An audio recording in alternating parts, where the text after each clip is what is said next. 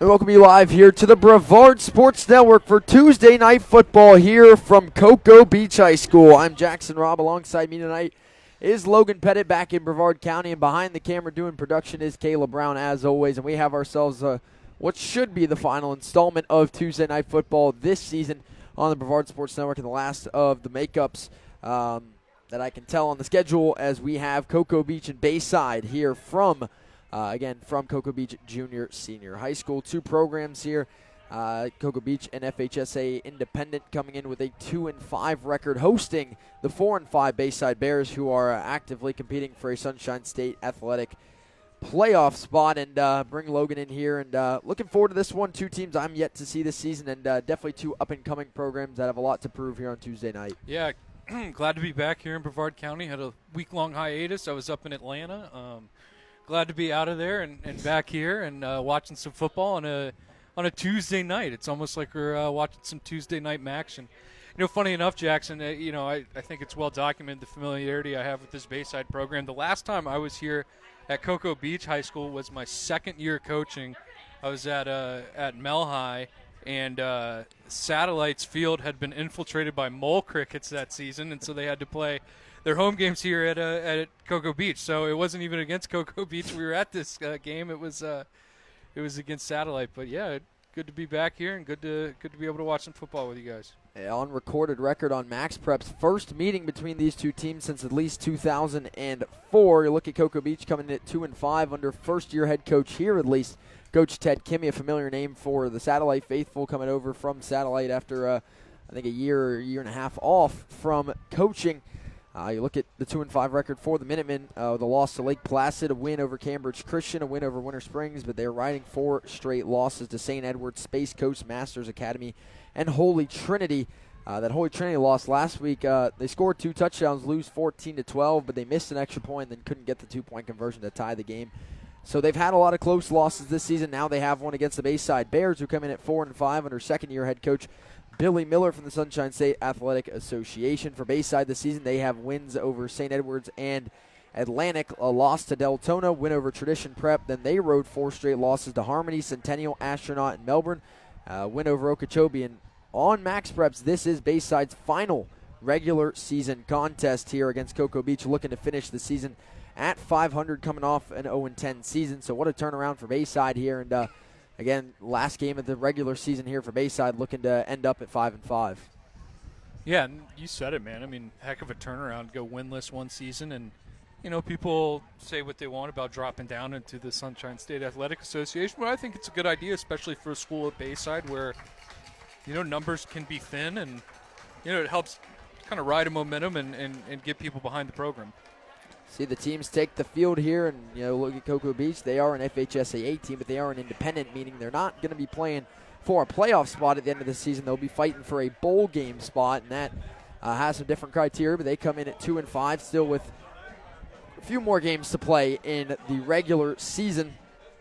As you look at these rosters, again led by head coach Billy Miller, you have the Bayside Bears traveling up the way here to Cocoa Beach tonight. It looks like Cocoa Beach getting set to kick off to start this game.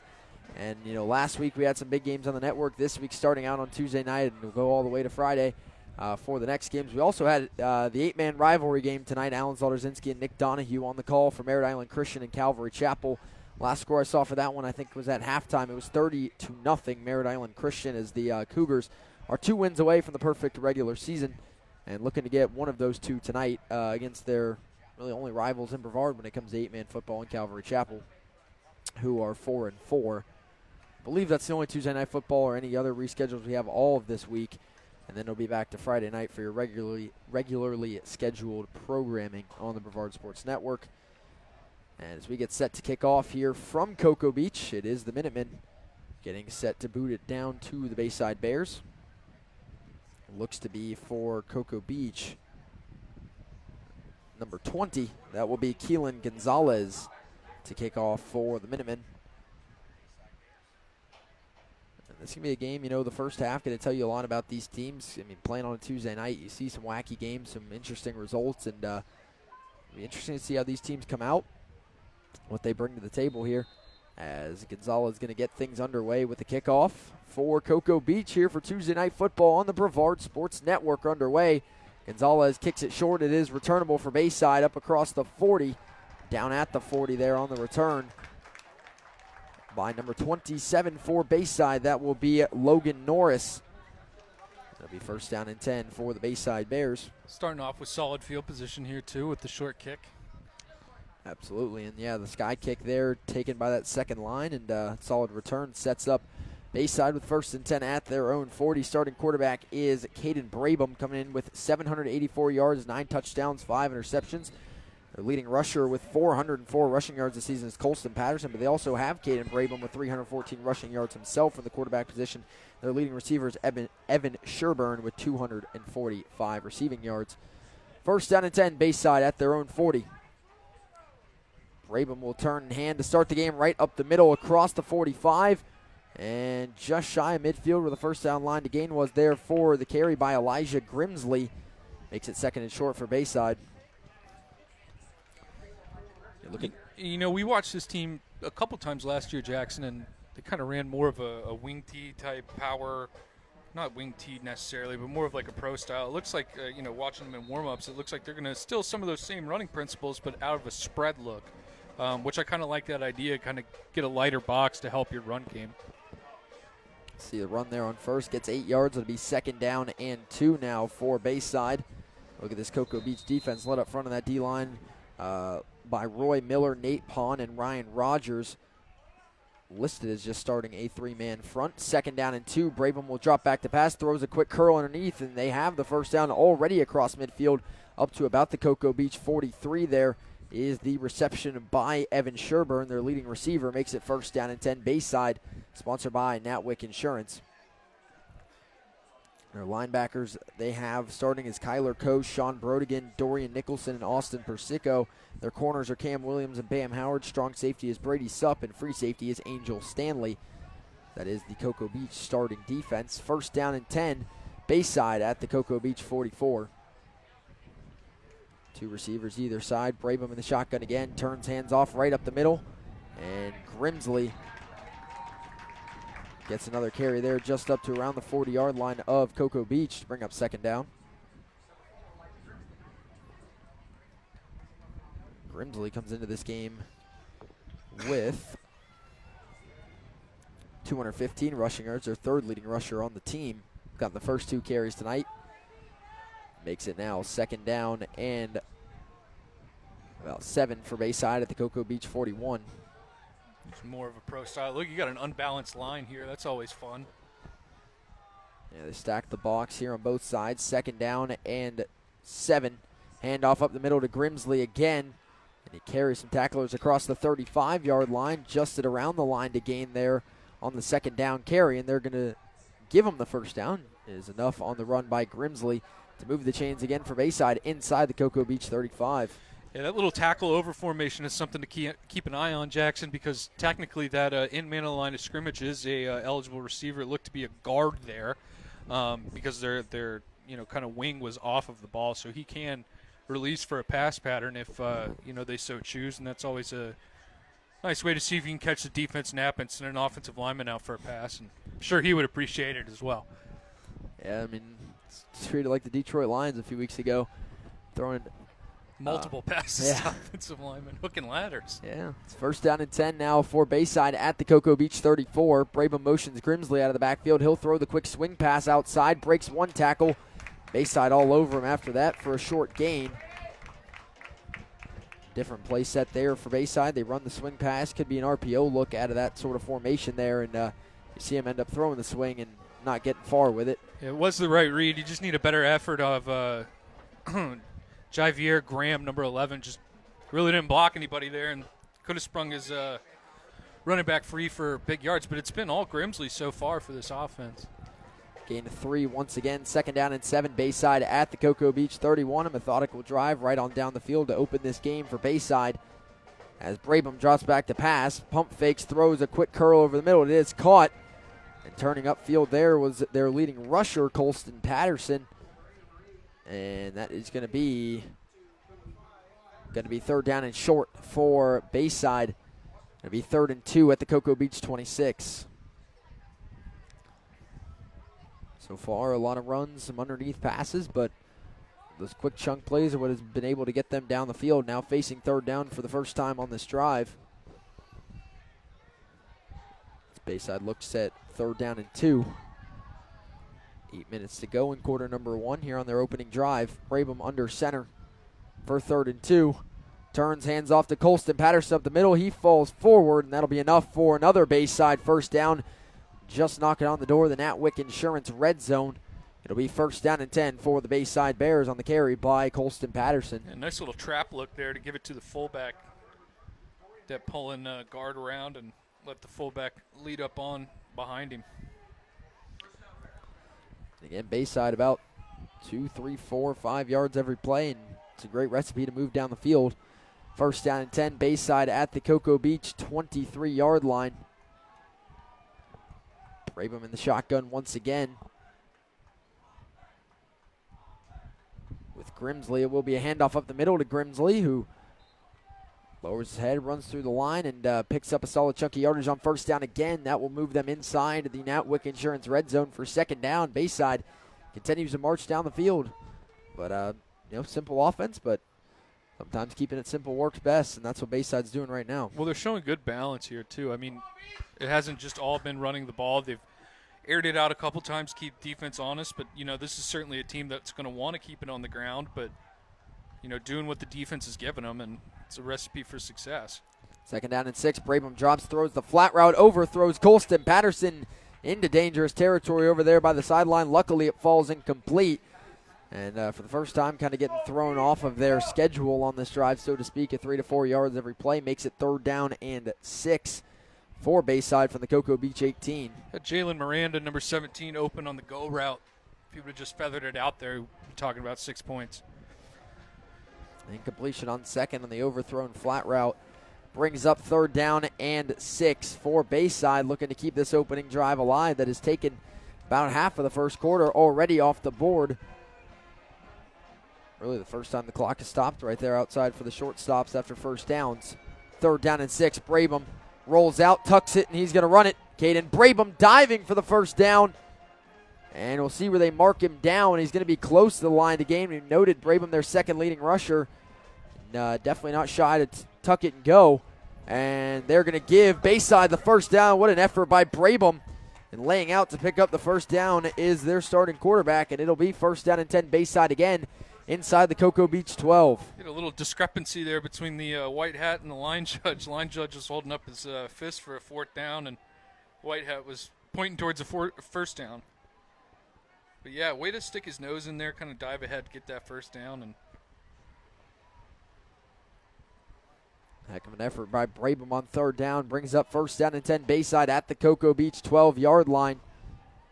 They will have an I formation here. Patterson lined up at the fullback position. Grimsley at the tailback. Ahead of 1st down and 10. Caden Brabham under center.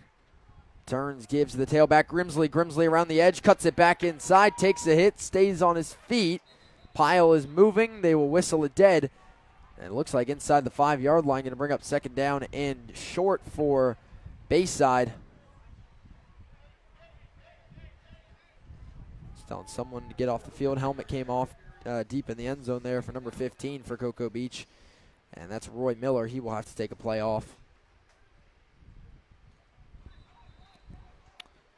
It'll bring up 2nd down and 3 for Bayside at the Cocoa Beach 5.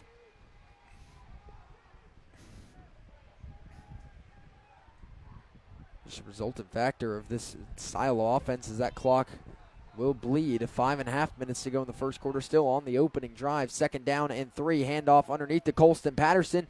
Patterson falling forward. Again, going to be close to the line to gain here. We'll see where they mark him.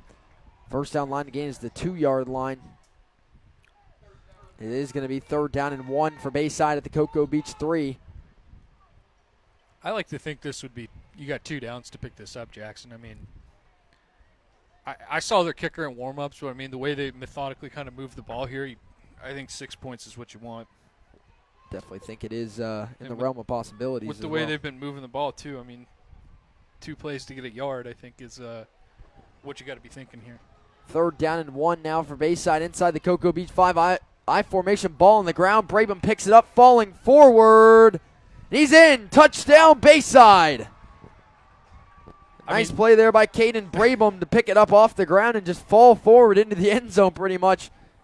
I mean, he got such a good push by his offensive line. He was able to pick it up, dust it off, and spit shine it real quick before he was able to just fall ahead in the end zone. Now, he is a relatively tall kid. His brother was about 6'2 or 6'3. A player that I coached while I was at Bayside, he looks to be a little bit taller than him, than old Logan Brabham. So kind of nice when you got a tall quarterback to, try and pick up that 10 wedge. Raul Vernon on to attempt the extra point for Bayside. Kick is up. And it splits the uprights. It is good. And with 4:40 to go in quarter number 1, it is 7-0 Bayside as they march right down the field on an opening drive that takes over 7 minutes. 7 minutes and 20 seconds come off the clock there on that drive alone. That takes us all the way to the first quarter water break, in which we will tell you about our title sponsor and our top sponsor of tonight, which would be Natwick Insurance. I said it last year. I'll say it again this year, Jackson. Don't be a nitwit. Go with Natwick Insurance. Powered by the Natwick Insurance, BSN is proud to partner with Eric Natwick and his great staff to bring you the best in youth and prep sports. If you're looking for home, auto, life, and even more types of insurance, then Natwick has you covered. Natwick Insurance is a full-service independent insurance agency that provides insurance solutions with a personal service. They take great pride in the quality and service, and whether their clients need help filing a claim, processing a payment, or just understanding their insurance coverage, they'll always be ready to help. So for more information, give Natwick a call at 321-735-0381. Stop by the office located at 1301 South Patrick Drive, Suite 73 in Satellite Beach, Florida. Or visit them online at www.natwickinsurance.com. Thank Natwick Insurance as well as the Zone 6 Reapers as our title sponsors here on the Brevard Sports Network. As we get back to action here from Cocoa Beach, opening drive touchdown for Bayside, and they take over 7 minutes off the clock as they now kick it down to Cocoa Beach. 7-0 Bears with the lead. Kick returned from the goal line here for Cocoa Beach up around the 20-yard line, and that's where the return will stop for the Minutemen, as that was number 1 on the return, Santi Chavez. It will be 1st down and 10 now for Cocoa Beach. As you look at their offensive starters at quarterback, it is Remy Veen. At running back, it's Tristan Sajek. At left tackle, it's Madden Fredenberg. At left guard, it's going to be Satchel Gash. At center, it's Zachary Whitaker. At right guard, it's Jackson Rains. Right tackle is Jack Matson. Their receivers are Brennan Burke, Aaron Garber, Santi Chavez, and Cayman Veras. And one player going to have to come off the field here for Cocoa Beach is number 11 for this opening play. That is their quarterback, Remy Veen. So they will bring on now number 14, Brennan Burke. That looks like they're going to take a timeout instead. Timeout. So before they even take a play of offense, Cocoa Beach forced to take their first timeout of the opening half here with 4:29 to go in quarter number 1, ahead of 1st down and 10, lined up at their own 20-yard line. Tough break there. Definitely not a timeout the Minutemen wanted to take there, but trying to get their quarterback on the field for this opening play. Yeah, it seems the refs are making sure that your knee pads cover your knees tonight, Jackson. Yeah, we've seen a few players get sent off for equipment, and that one, Cocoa Beach just opts to take the timeout to bring up 1st down and 10. Minutemen from their own 20-yard line. 4:29 to go in quarter number 1. And it is an early lead for the Bayside Bears. 1st down and 10 for Cocoa Beach at their own 20. Quick snap, run, direct snap right up the middle. And carrying the pile across the 25-yard line. Solid carry on 1st down for Cocoa Beach. Brings up 2nd down and manageable. Good job of getting the snap quick, too. It kind of caught Bayside trying to shift, and we're able to pick up a couple extra yardage because of that. As their quarterback, Remy Veen, comes back onto the field ahead of 2nd down and short. Back in the backfield with Veen will be Looks like number 24, Tristan Sajik. And it will be a give. Sajik cuts to the outside. That is on the jet sweep, rather, to Santi Chavez. Will make it a first down for Cocoa Beach. Santi Chavez, the son of Bo Chavez from our great sponsor, Uberzati. Showing that Uberzati speed there to pick up the first down. 3.5 minutes to go in the first quarter. 1st and 10, Cocoa Beach from their own 30. So you look at some of their stats. Quarterback Remy Veen comes in with 929 yards, 9 touchdowns, 6 interceptions. Their leading rusher with 423 yards is Tristan Sajek, with listed as 0 touchdowns, but over 400 rushing yards. Man in motion here on 1st and 10 for Cocoa Beach into the backfield, and a handoff up the middle. And he's going to get dropped backwards after a short gain there on the run by Aaron Garber. It's an interesting little run. It sent a guy in motion almost like you'd see on like a jet sweep and kind of ran it up inside, like an inside give. So already seeing the Ted Kimby wrinkles. Guy's a heck of an offensive mind. Look at Cocoa Beach. Leading receiver is Brennan Burke, 331 yards and 4 touchdowns this season.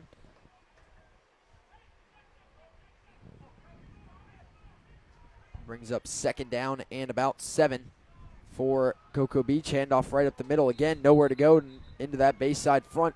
And it's going to bring up a 3rd down for Cocoa Beach now after their first 2 plays got them the chains to move. Their next 2 set up a 3rd down after another carry for Aaron Garber.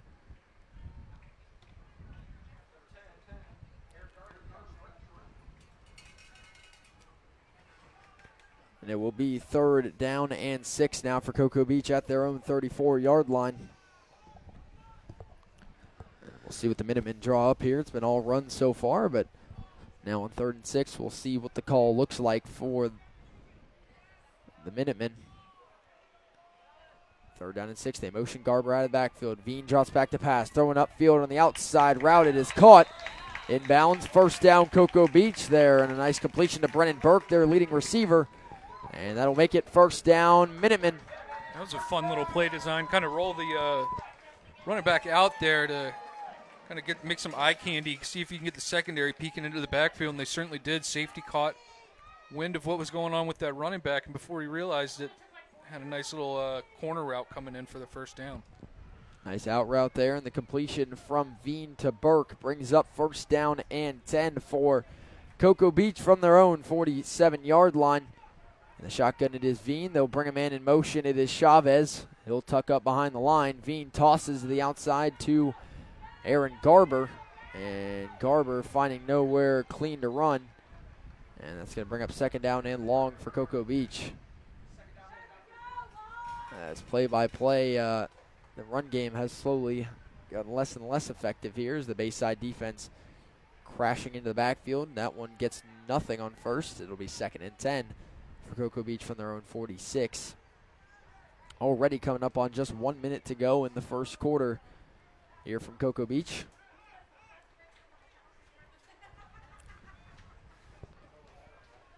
Second down and 10 for the Minutemen.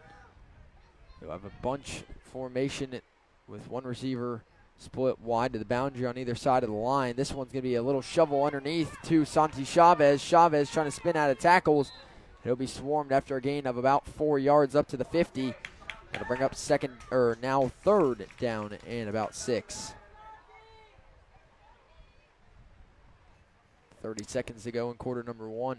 They've found success kind of running the ball on the outside. Up the middle hasn't really been working too well for them so far, but those little jet touches and sweeps and whatnot have been somewhat effective. That time the shovel pass underneath to Chavez. It actually puts them across midfield and bring up 3rd down and 5 for Cocoa Beach at the Bayside 49 as they cross midfield for the first time here on their own opening drive. See if they can snap it before the quarter ends. I don't know. 5 seconds to go in quarter number 1. And movement. No flags and a late flag. I think that's going to be on Cocoa Beach.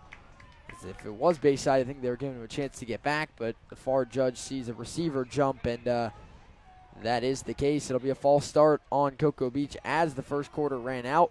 They did not get a snap off, and now to start quarter number 2, it's going to be 3rd down and 10 for Cocoa Beach back at their own 46-yard line. That's a tough break for Cocoa Beach, and going to set them back here for 3rd down and long, but in the blink of an eye, it's only been 19 minutes, but we have the end of quarter number 1 here from Cocoa Beach. It is 7-0 Bayside as they completed their opening drive with a 3-yard touchdown run, and for Cocoa Beach still on their opening drive, but they'll have 3rd and 10 from their own 45-yard line to start quarter number 2. Both teams kind of adopting a similar approach offensively, run first, and seeing some passing on 3rd down when needed. I think you're going to have to dial up either something past the sticks here or maybe even a screen. I don't know that running it gets you there unless you're thinking about going for 2, thinking you might have, or going for 2, having 2 plays to pick up this 1st down rather, going for it on 4th down, in which case maybe, but I think either way you got to put the ball in the air. Like I said, let that offensive line kind of develop a wall for you on a screen pass, or get kind of an out-breaking quick route past the sticks if you can, 10-yard out. Go to that little corner route they ran earlier for the 1st down, something along those lines. 3rd down and 10 now for Cocoa Beach after the false start. Veen drops back to pass. That ball tipped and caught underneath by Cocoa Beach for a short gain. Nice play getting a hand on the ball there by Malik Cruz, but somehow hauling it in anyway was Aaron Garber, but that's not going to be enough for a Cocoa Beach 1st down, and that'll bring up 4th down, and they will have to punt it here at the end of their opening drive from midfield. And there was your screen pass. Like I said, using that little window dress and leaking the running back in that kind of quick motion out of there, see if you can get the linebacker's eyes going that way and allow your running backs to climb up, or your offensive lineman to climb up and create that wall. It was there if it didn't get tipped. A nice job by the Bayside defense, kind of stop it before it gets going, and a great job to get the hand on the ball. Despite the completion off the tip drill, it will be 4th and 5. Cocoa Beach to punt from the stripe of midfield on the logo to end their opening drive with a punt. Boot gets away there, end over end, down towards the sideline, bounces, turns back at about just outside the 10-yard line. It'll be downed by Arturo Stanley off the punt by Frank Vanzara. 1st down and 10. Bayside will take over inside their own 15-yard line.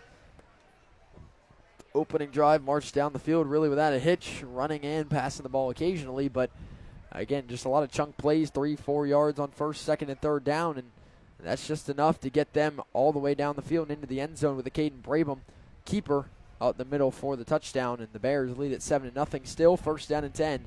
Bayside will take over at their own 12-yard line. Yeah, it was a nice job of staying ahead of the chains for Bayside. Like you said, 3-4 yards here, 3-4 yards there, and that's how you kind of methodically drive down the field and bleed that clock.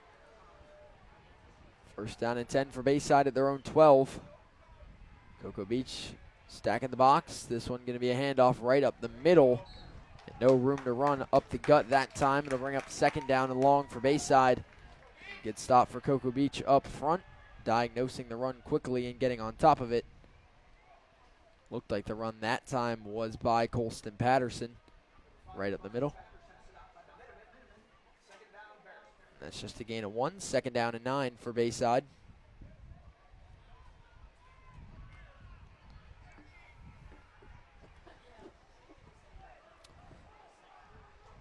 Second down and 9 for the Bears from their own 13-yard line. Brabham in the shotgun once again. Snap way over his head into the end zone. Brabham scoops it up and gets out of the end zone somehow. And that's a very dangerous play to pick it up instead of falling on it. But, I mean, if you fall on it, it's a safety. I mean, worth an effort, I guess. Brabham gets it out anyway and avoids disaster. Brings up 3rd and forever now for Bayside inside their own 10-yard line. Whew. Yeah, that's one of those plays where you're on the sideline like, no, just fall on it. And, oh, good play, kid. Yeah.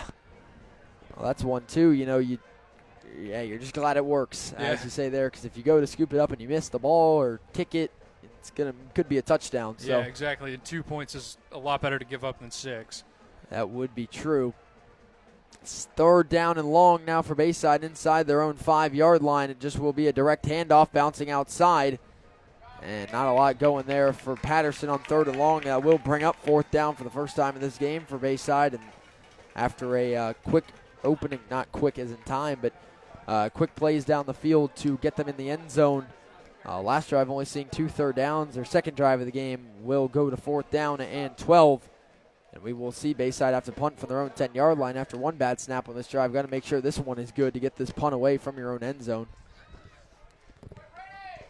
Yeah, that's got to be concerning if you're the Bayside coaching staff at this point in the year. You're having snaps go over the quarterback's head. It's certainly something you'd want to have nipped in the bud at this point. Looks like number 54, Logan Sherburne, to punt it away, and that's not the way they wanted it. Cocoa Beach trying to catch it right there. There is a flag down back in the end zone, though.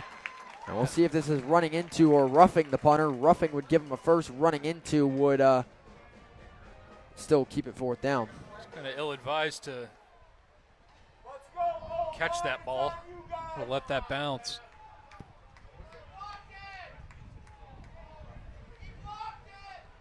Cocoa Beach arguing that they tipped the ball there. It certainly looked like somebody got a finger on the ball the way it came out, so we'll see what they say.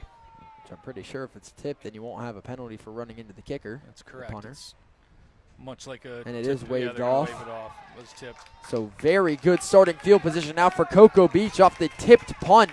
It'll be 1st down and 10 from the Bayside 15-yard line. Great starting field position there after the punt was tipped from the punt the Bayside took from their own end zone.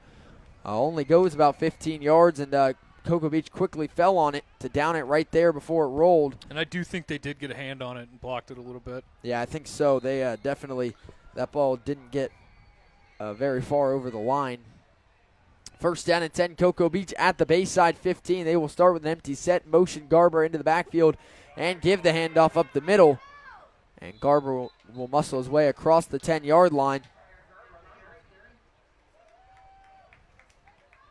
That will bring up 2nd down and medium now for Cocoa Beach, getting inside the Bayside 10-yard line up to the 9. Going to bring up 2nd down and 4 for Cocoa Beach at the Bayside 9-yard line. And if you're Cocoa Beach, you've got to cash in. You get that great special teams play to tip the punt and start inside the red zone. Now got to turn it into 7 to tie this game. Yeah, you got to do everything in your power to punch this into the end zone. I mean, you were given a gift here. You got to take advantage of that. Man in motion, handoff up the middle to Garber, but again, they continue to just push that ball up the middle. Bayside continues to push right back. It's going to be 3rd down now for Cocoa Beach. I don't know their field goal situation, but regardless, you don't necessarily want to take the field goal here. You will take the points, obviously, with a free possession inside the red zone, but at this point now it's 3rd down and 3 for Cocoa Beach at the Bayside. It's more like 3rd and 4 at the 9. I don't think that one got any yardage. 8 minutes to go in quarter number 2. 7-0 Bayside leading, but Cocoa Beach has it 3rd down and 4 at the Bayside 9-yard line. With a big play coming up here midway through quarter number 2. Gonzalez warming up on the sideline if field goal is needed. Chavez in motion. He'll go behind Veen. Veen throws back in the end zone. It is caught. Toes pointed. Touchdown, Cocoa Beach. Nice ball by Veen, but even better is the catch by Brennan Burke for his 5th touchdown of the season. And the Minutemen will knot this one up pending the extra point off of the nice punt tip, and then pass to the end zone for Veen. Gets it in from 9 yards out. I think he got both his feet down on that, too. Yeah, if it was one, it was definitely both. Yeah, quick toe tap right there in the back of the end zone. That's good body control, good feet, and heck of a job by this Cocoa Beach offense to knot this one up. I'll tell you what, we're seeing a lot of motion out of this Cocoa Beach offense, which, it's been a while since I've seen a Kimmy offense, but now that I'm seeing it, I do remember that he does love him some motion. Gonzalez now trots on, not for a field goal before the extra point to tie this game up. Kick is up, and it is good. And with 7:38 to go in quarter number 2 now, we are tied at 7 between Cocoa Beach and Bayside as the Minutemen special teams gets a hand on the Bayside punt, sets them up to start inside the red zone, and it's capped off on 3rd down with a touchdown pass from Remy Veen to Brennan Burke, who points the toes to the back of the end zone and gets him inbounds for the score. now the pressure back on Bayside now. After a nice opening drive, didn't have a great second drive, and Cocoa Beach cashes in on great field position. Now ties things right back up almost an entire quarter after Bayside took the lead initially. This could easily be a game of momentum here between these two teams. And we've seen it already. 2 touchdowns, 1 for each team at this point, and Bayside will get the ball back. The opening kickoff was a sky kick that went short and was returned solidly for Bayside. Started them at their own 40, set up a 60-yard touchdown drive. Their last drive started their own 12 and went backwards. So definitely a tale of two different drives to start this game to see what Bayside is going to bring to the table. We'll see what drive number 3 has to offer.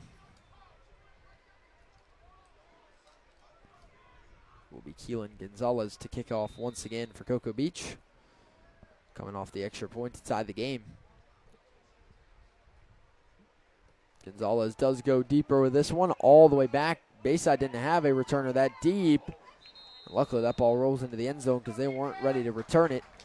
And that will bring out the Bayside offense once again. First down and 10 from their own 20-yard line after the touchback by number 20, Keelan Gonzalez. First down and 10 for Bayside. 7:38 to go in quarter number 2. It is 7-7 here from Cocoa Beach Junior Senior High School on Tuesday Night Football on the Brevard Sports Network. For the Bayside Bears, last game of their regular season, looking to finish at 500 with a win, or fall to 4-6 with a loss.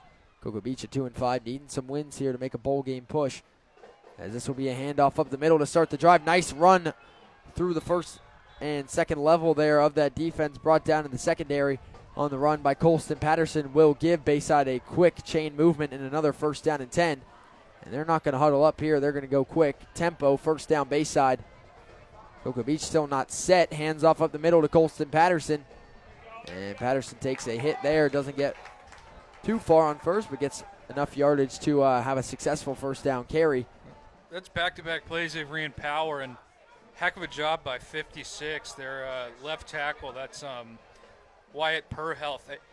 They're trying to slant inside, and like they did right there, 15 does a good job following the guard and making the stop in the backfield. But back-to-back plays, Perhealth was able to make that cutoff block and kind of stop him from going anywhere. One of those plays getting the pancake block, but that time to no avail. Cocoa Beach gets into the backfield on the second down, run up the middle. Third time in a row they run that formation in the run up the middle, and Cocoa Beach adapts, picks up on it. Now 3rd down and 8 for Bayside at about their own 37-yard line. 36-yard line here for 3rd down and 8. May have to put this ball in the air. They're going to set up an I formation. Brabham will go under center. Cocoa Beach loading the box. And Brabham will roll out from the I formation, throw underneath, and that ball dropped off the hands of Elijah Grimsley, who had some room to run in front of him. If he could have taken that, maybe could have got the first down, but that's one you have to have right off the hands. Incomplete, looking for Grimsley. Now 4th and 8, Bayside staring down their second punt in a row. This one not from their own end zone, but still got to keep an eye on that Cocoa Beach rush on 4th down and 8. You already got one blocked punt so far. You certainly don't want that to happen again. Can't allow it to happen again. It's back deep to return for Cocoa Beach is Santi Chavez as well as Brennan Burke. And a lot more room to get this one away. And a solid punt for Bayside. Burke will clear away. And that ball will bounce over to the sideline and be downed. It will be 1st down and 10 for Cocoa Beach now at about their own 33-yard line. We will have the second quarter water break here with 6 minutes to go in the first half. And I'd like to thank our other title sponsor on the Brevard Sports Network, Zone 6 Reapers, 7v7 in personal training. Are you looking for a 7-on-7 team or looking to hone your speed, strength, and agility? The Zone 6 Reapers are where you need to be. The Zone 6 Reapers were founded in 2021 with a vision to create an organization that would give student-athletes off-season conditioning, fundamental skills, and mentoring opportunities leading to success in high school, college, and beyond. A 501c3 nonprofit organization, Z6 coaches have mentored youth student athletes from all over Brevard County in various sports. Zone 6 prides itself on providing student athletes a chance to build lifelong friendships, receive high-level coaching, and experience new opportunities in a fun, safe environment. For more information, call 321-499-8288 or visit online at www.z6reapers.com. After the punt, first down and 10, Cocoa Beach at their own 33. They'll motion Garber into the backfield and motion him right back out.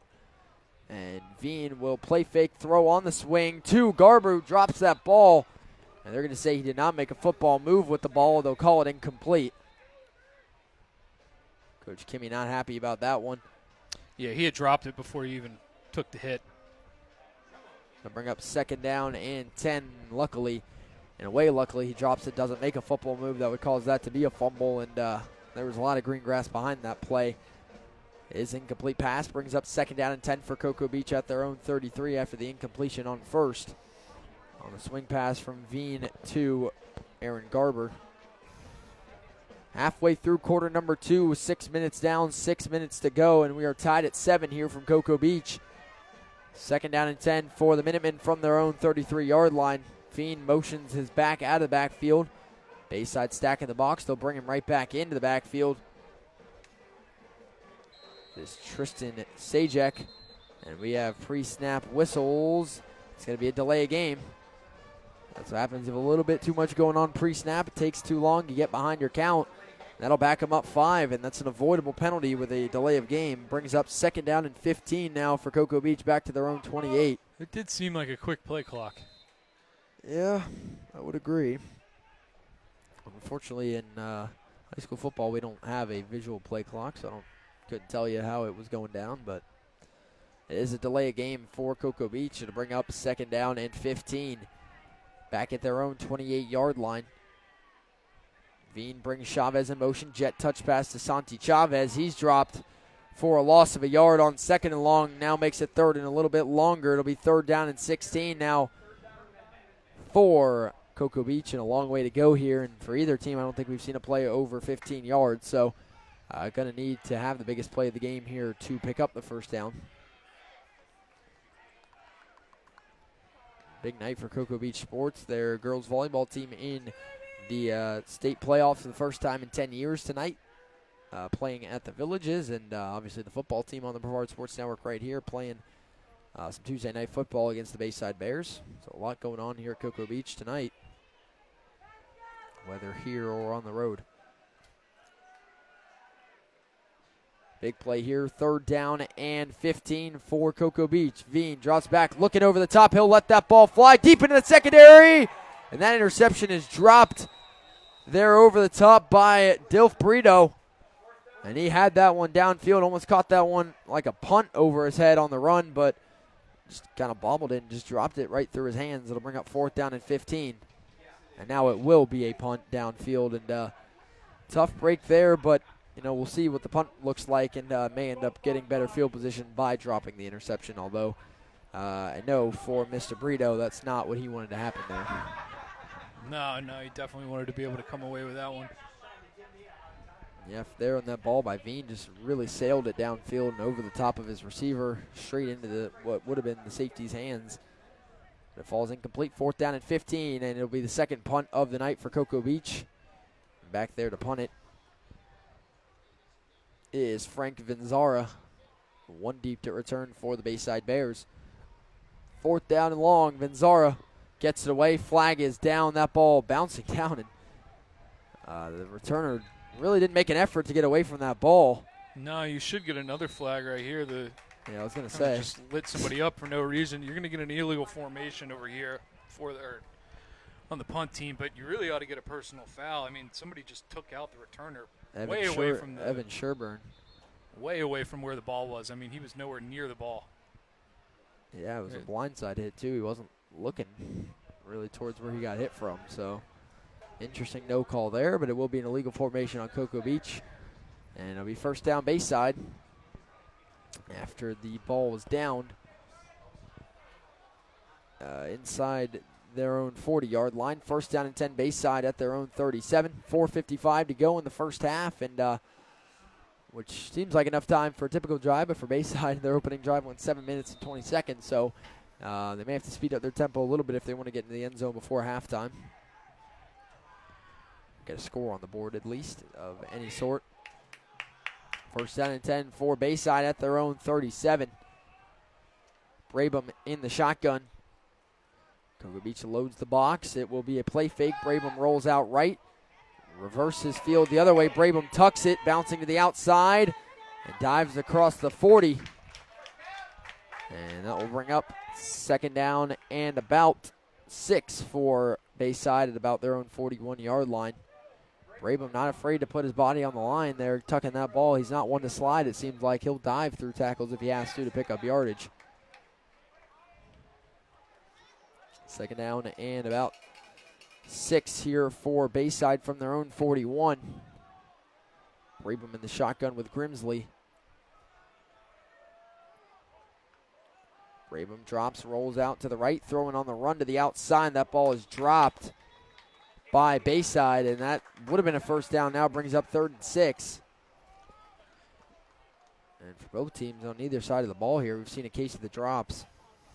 That ball to the outside to Evan Sherburne off his hands, incomplete. Brings up 3rd down and 6.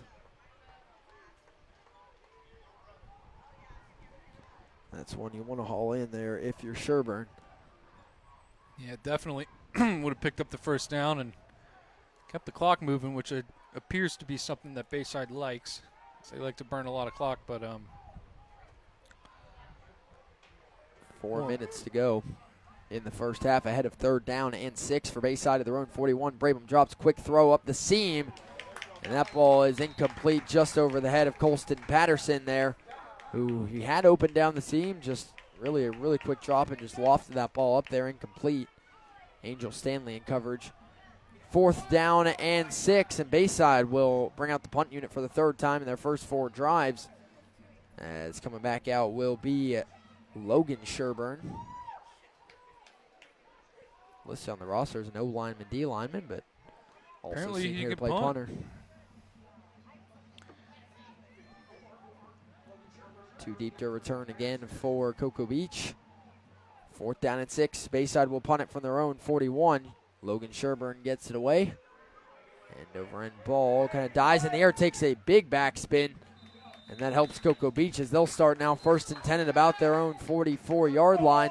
Another flag there. All the way on the far side, back about where the punter would have been.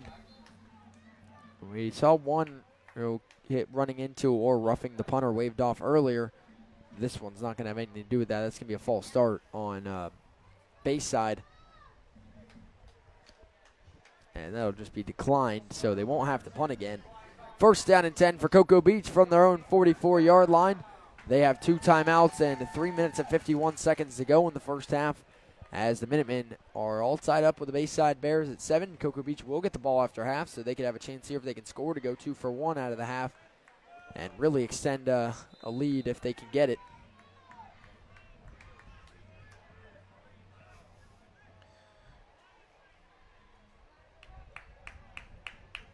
First down and 10 for Cocoa Beach at their own 44-yard line. In at quarterback here is Garber. Chavez in motion. Garber, or no, that is Veen. He throws to the outside to Sajek. And Sajek up to the 50-yard line for a gain of 6. That'll make it 2nd down and about 4 for Cocoa Beach from midfield. Off the toss from Veen to Sajek.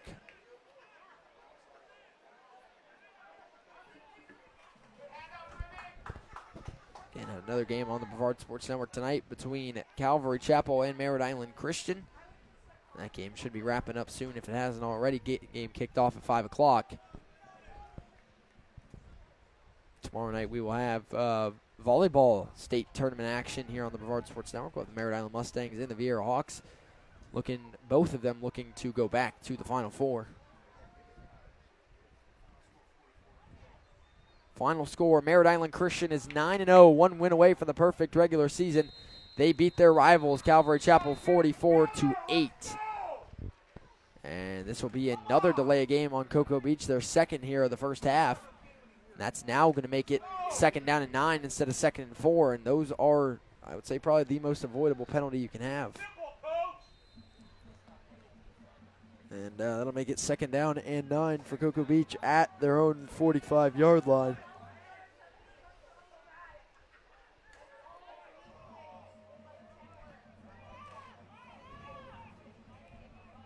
Those penalties you can't have right now for Cocoa Beach. 2:53 to go in the first half. 2nd down and 9. Minutemen at their own 45. Chavez in motion. They'll motion him all the way across the line. Toss underneath to Aaron Garber on the reverse here. Garber upfield, 1st down and more. There goes Aaron Garber with the biggest play of the first half up inside the 35-yard line of Bayside. 1st down and 10, Cocoa Beach. Nice little interesting play design there. Kind of a jet sweep reverse underneath shovel thing. Very technical. That's exactly what it's called. I mean, it's in the textbook. Yeah. 1st down and 10 now for Cocoa Beach from the Bayside 36-yard line. They hold 2 timeouts, now 2:27 on the clock here in the first half. It's 1st down, Minutemen. Hand off right up the middle and right into that Bayside front. And again, that is probably where they found their least success, is running it right up the middle. And they're going to go no huddle here in this 2-minute drill now. 2nd down and 10 for Cocoa Beach from the same spot. At about the Bayside 35.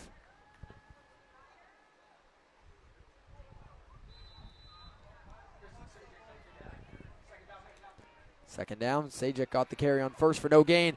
Veen right down the line off the fingertips of his receiver. Looking for Brennan Burke. It's incomplete. In coverage there was Javier Graham. 3rd down and 10 now for Cocoa Beach at the Bayside 35. And I think at this point with what time is on the clock and where you are on the field, even if it's 4th and 10, you consider going for it.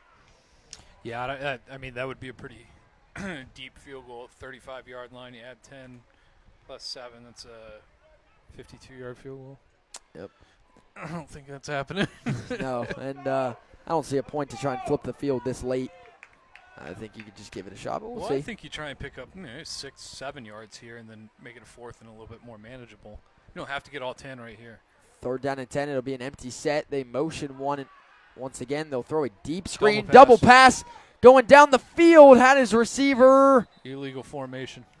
Incomplete. That ball is too low out there for Aaron Garber. Check that. You're going to get a hold. You're going to get a hold on Cocoa Beach. So double pass, which can sometimes really break the coverage and go deep, instead is going to go for a loss of yardage. I would decline this. Looks like they did. Yeah. Penalty is declined. 4th down and 10 for Cocoa Beach at the Bayside 36-yard line with 1:40 to go in the first half. Cocoa Beach will get the ball to start the second half here. Looks like the offense is going to stay on the field, as I thought they would. Yeah, I mean, what else can you do here? I mean, you're not going to punt from your own 35-yard line, and you're certainly not going to attempt a field goal here, so now you just got to try and pick up 10 yards. Cocoa Beach is going to have to take their second timeout of the first half, leaving them with just one with 1:41 to play. Ahead of 4th down and 10. Bayside still with all 3, I believe. I don't think they've taken one yet. So if the Bears can find a way to push the ball downfield quickly and efficiently, they have the timeouts to get themselves into scoring position. It's just not really the bread and butter of that offense. Not that Brabham can't throw the ball, but they definitely are a run-first offense. So we'll see if they do get the ball back here, what they do with it. Considering Cocoa Beach will get the ball after the half. Here it will be 4th down and 10 for Cocoa Beach from their own, from the Bayside 36-yard line, and a decision to make here coming out of the timeout. They were lined up to go for it before their own timeout, and it looks like the decision is going to stay that way here on 4th down and 10.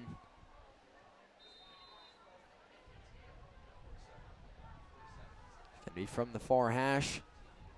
It'll be Veen in the backfield at quarterback, all by himself. It's an empty set here. 4th down and 10 for Cocoa Beach from the Bayside 36-yard line.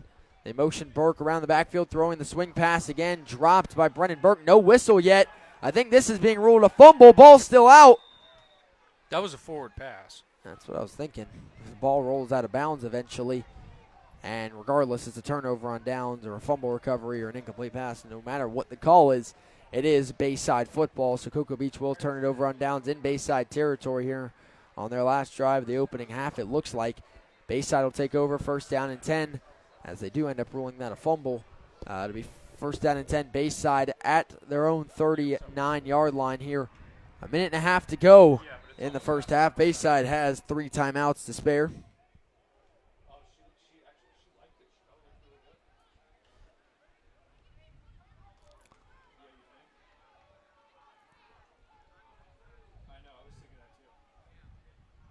First down and 10, Bayside at their own 39 after the turnover on downs. Brabham drops back to pass. Pocket collapsing from the right side. Brabham tucks it and run. Caden Brabham has a first down and more as he'll go out of bounds in Cocoa Beach territory. A very nice start to the drive there for Bayside. Gets the chains moving, gets them across midfield. First down, Bayside. Still a minute 24 to go in the first half. They stop the clock and hold all 3 of their timeouts in their back pocket. Yeah, and that's kind of been the difference for this offense, too. He's kind of bailed him out, really when he needed a bailout. We saw in the opening drive, that third down, he was able to dive ahead and get a first down. He was the one who picked the ball up on the QB sneak and scored on their opening drive. And then right there, it's a big play. Kind of get them into a closer scoring position. First down and 10, Bayside from the Cocoa Beach 46. Brabham drops back to pass again. Has time, lofts one deep, one-on-one coverage. And just overthrows his open receiver, Andrew Cadet, by about 2 or 3 yards. If he hits him in stride, that's a touchdown. As a nice run and a nice route by Cadet gets over the top of the defense, but it is incomplete. Second down and 10 for Bayside at the Cocoa Beach 46. And that has been a familiar theme across high school football this season. So many deep balls this season that have been open, and very few have been hit for scores. Yeah, I mean, there are good quarterbacks in high school football. It's just tough to – a lot of times they get wide eyes. They see a guy wide open, and that adrenaline kind of bursts and just throw it as hard as you can down the field. Overthrow it, yeah. There. Second down and 10 for Bayside. Brabham drops back. Quick throw underneath on the slant is too high for his receiver, who gets stuck after the ball is incomplete. They're intended for Evan Sherburne, who takes another big hit when he doesn't have the football. Brings up third down and 10.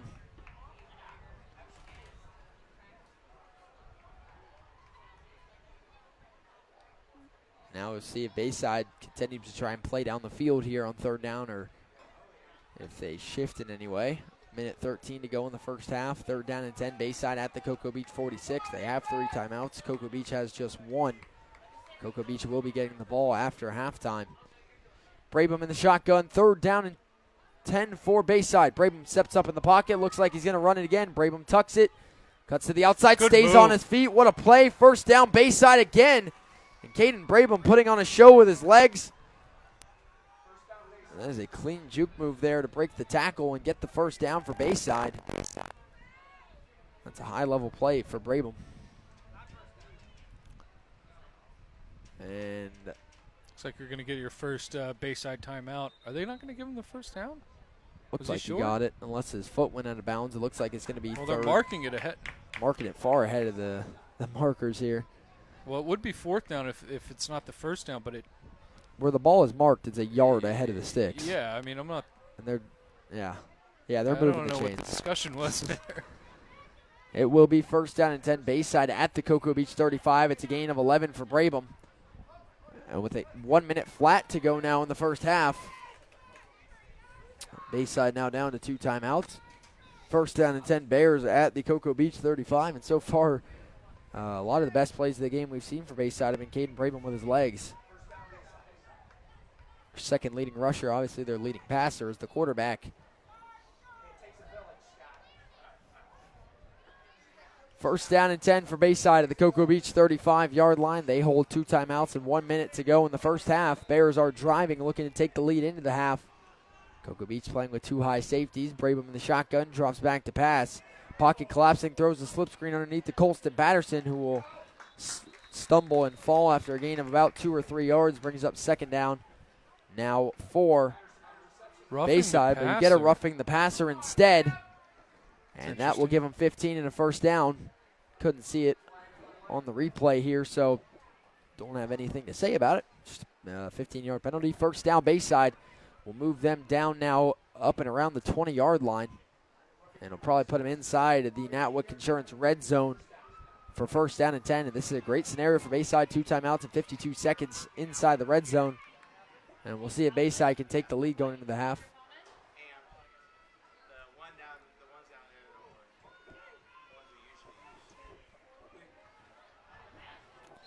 And ahead of this play, they're going to go back and pick up the flag. It is first down and 10, just outside the red zone for Bayside at the Cocoa Beach 22. First down and 10, Bears. Brabham in the shotgun. Cocoa Beach showing blitz. They bring it off the edge. Brabham has to step up. He'll take off to the left side of the line inside the 20. Brabham still on his feet inside the 10. Brabham gets a first down, and it's going to be first down and goal for Bayside. Coach Kimmy definitely not happy over there on the sideline. As Brabham just having his way with his legs on this drive. First down after first down after first down as he runs. Clock stops with 43.5 seconds, and it will be first and goal Bayside at the 10. Biggest thing about a quarterback running the ball is being a confident runner, and Brabham is nothing short of a confident runner. He looks smooth with it. You know, he looks in control when he's not panicked or anything like that. He sees he's got a running lane, tucks the ball down, and looks very similar to Brogan McNabb. Yeah, just kind of not quite as fast. No, but confident runner. Not shy for taking that ball and going with it. First down and 10. Brabham drops back to pass, steps up in the pocket again. Brabham takes off right up the middle, inside the 5. Brabham dives to the goal line. He's going to be down at the 2-yard line, and again, that's just a quick run up the middle, tucks it, and shoots a gap right up the middle. Bayside will take their final timeout.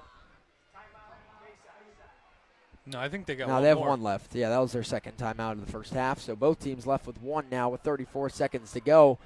Bayside will now have first down and goal at the 1, and this has been pretty much a picture-perfect drive for them to score before the half, and it's really just been Caden Brabham running the ball. Simple as that, and Cocoa Beach has not adjusted, made any way of stopping him. Yeah, just dropping back and running the scramble drill and, picking up what the defense has given them, really.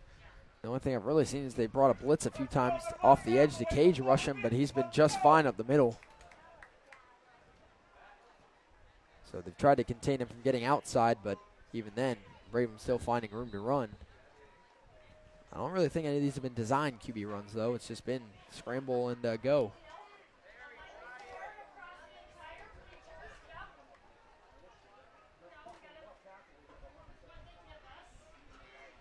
Here we go. First down.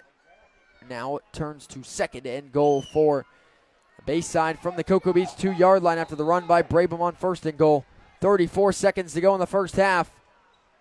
Cocoa Beach late subbing here. I formation, second and goal. Brabham quarterback sneak up the middle. And touch. Get one signal. There's the final touchdown. Bayside. And it's the second one on a QB sneak for Caden Brabham. And that puts the Bears ahead with just under 30 seconds to go in the first half. Nice final drive here. Marching down the field in just about 4 minutes. That's 2 rushing touchdowns now for Caden Brabham, just going under center and sneaking it through. And his legs are what really got him down there into that position. I mean, from the opening play, he took off for about 20 yards. And, again, it's not like he's he's just taking what the defense has given him, and each time it's given him close to first down. And I thought I saw a flag come in, but yeah, I did see a flag come in. Raul Vernon knocked through the extra point. Yeah, there's a flag sitting around the 10-yard line. Yes, there is. Extra point is good. Personal foul, roughing the kicker, which is one you really don't want to have on an extra point. That'll kick him back 15 here on Cocoa Beach, and we'll see.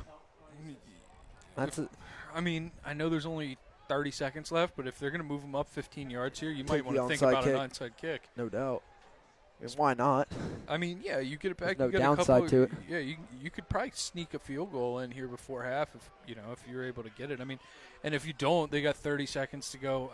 Essentially, you're going to be kicking off from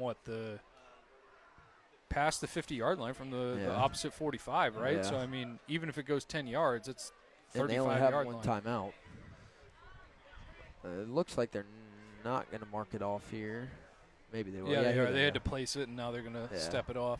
So, yeah, that'll put them kicking off now Bayside from the Cocoa Beach 45-yard line.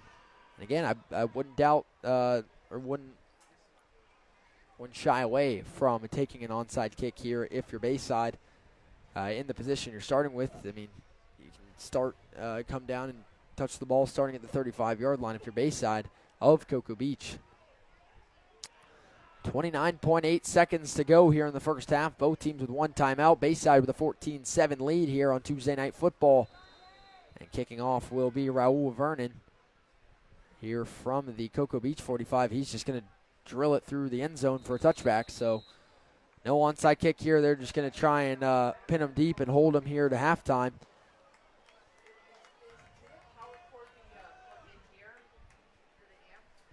I don't know. First down and 10. Cocoa Beach from their own 20-yard line. They have one timeout and 30 seconds to go in the first half.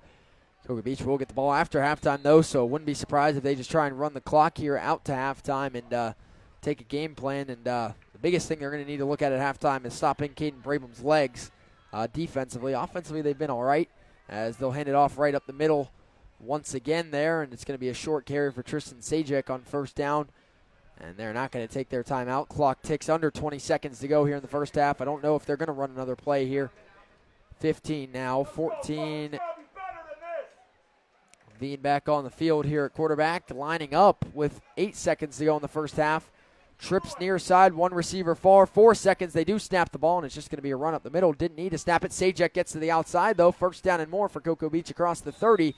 But that will be it for our first half of action here on Brevard Sports Network. Tuesday Night Football from Cocoa Beach, as the Bayside Bears have the lead on the road, 14-7 here over Cocoa Beach at halftime.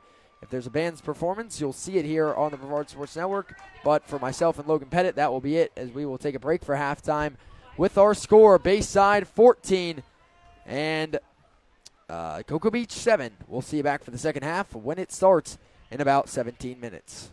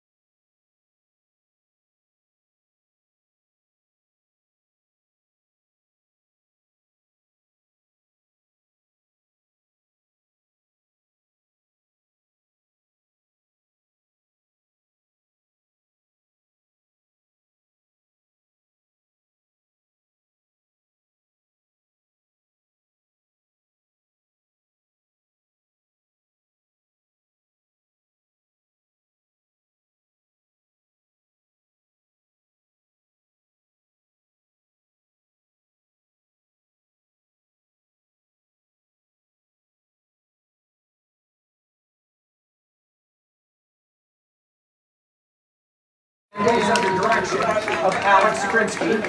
The percussion instructor is Sammy Smith. The band is under the field leadership of drum major Haley Harper. The band captains are Lily Saunders Gavani and Mikhail Page. The woodwind captain is Logan Wong. The brass captain is Harry Waters. The percussion captain is Hunter Pennant.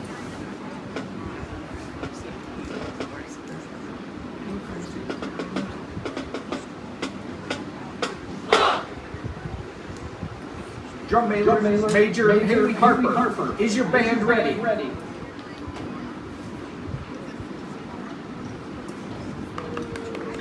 Presenting their 2024 program, Power. Please welcome to the field the Cocoa Beach Marching Minutemen.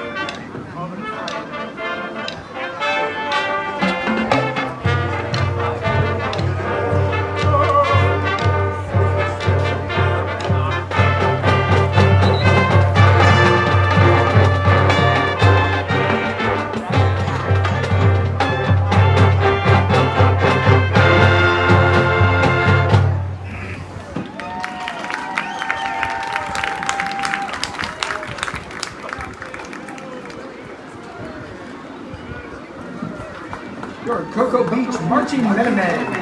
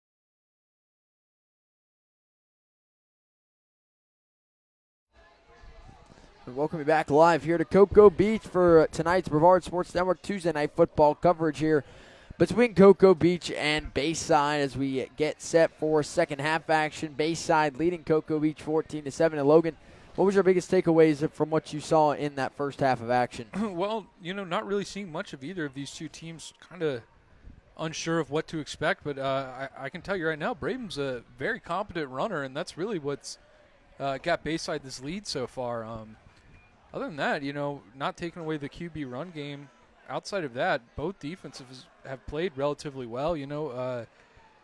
Cocoa Beach was fortunate on that block punt to be set up in a really good field position. Nice pitch and catch to get the touchdown on the board. But I think this is a pretty good matchup so far. Both teams running the ball capably. I think we're in store for a pretty good second half. Yeah, an interesting point. I mean, you look at the way Cocoa Beach typically plays offense, being almost 1,000 yards on the season. They average over 100 passing yards a game and under 100 rushing yards a game. But so far, they've definitely favored the run game, and both teams have. And it's made for, a tempo game where we've really seen Bayside have some long drives. But we've also seen them, especially at the end of the first half, been able to kind of cut down that drive length and that time of possession and still get in the end zone. And as we get set for the second half, Cocoa Beach will start with the football, trailing 14-7. You're scoring in the first half. 2 touchdown runs for Caden Brabham for Bayside. 2 QB sneaks inside the 5 for Cocoa Beach. It was a nice touchdown pass from Remy Veen to Brendan Burke in the back of the end zone from about 8 yards out for their touchdown. So we get set for the second half to kick off here. It is 14-7 Bayside. We already got our final from our 8-man game on the Brevard Sports Network tonight. The only other game in Brevard County being played on a Tuesday night. Merritt Island Christian beating Calvary Chapel in the rivalry game 44-8. No doubt this year after a very close contest a year ago. Merritt Island Christian is now 9-0, the second-ranked 8-man team in the entire state of Florida. Calvary Chapel falls to 4-5 with one game remaining, trying to get to 500, as are the Bayside Bears tonight in this one, as they come into this game, their last game of the regular season, at 4-5. And again, Cocoa Beach is 2-5, coming off and trying to break a 4-game losing streak. That's kind of what's at stake here. Neither of these teams fighting for a typical FHSAA playoff spot. Bayside in the Sunshine State Athletic Conference, and Cocoa Beach, the FHSAA independent. That kick short and returnable for Cocoa Beach across the 20-yard line. Trying to get to the outside here and set up some blocks. Nowhere to go. And the return man going to be dropped at the 30. And we got a flag coming in here on the near side after the return by Gunnar Dock. There was a flag down. It looks like it's going to be on. I believe they're going to get him with a face mask. Yeah, face mask on Bayside on the tackle there. Didn't see a personal foul. Looks like it might just be. I think in high school all face masks are 15 yards. I've seen a 5-yarder this year and recently. So I'll have to see. I saw one last week. And that's what this is going to be. All right, yeah, I was wrong. That is the 5-yard variant. First down and 10. Cocoa Beach will start at their own 35-yard line to start the second half. First half saw, I believe, 3 punts and a touchdown. Or 2 punts, a turnover on downs, and a touchdown. Play fake, Veen up the seam, caught by Santi Chavez across midfield. There goes Chavez down the middle of the defense, up across and inside the 40-yard line.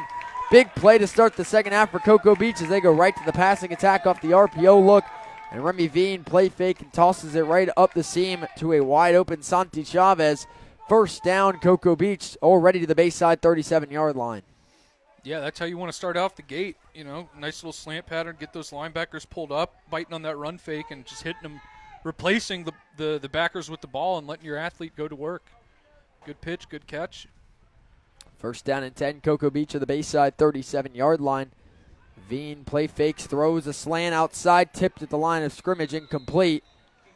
And that'll bring up second down and 10, looking for Brennan Burke, cutting inwards there. And he had him on that glance route. If you put him on him, receiver got inside leverage on the corner there, which is exactly what you want on a glance or a longer post or a longer slant rather. And just got tipped at the line. You tell them offensive linemen start throwing some punches. So keep those arms down. Now second down and 10 for Cocoa Beach at the Bayside 37. Empty set, 5 wide for Remy Veen. Now he brings Garber into the backfield and gives the handoff up the middle. Aaron Garber up the middle of the field, just shy of the 30-yard line. That'll bring up third down and manageable for Cocoa Beach here on their opening drive of the second half. Just over a minute in. It'll be third down and about 5 here for Cocoa Beach from the Bayside 32-yard line.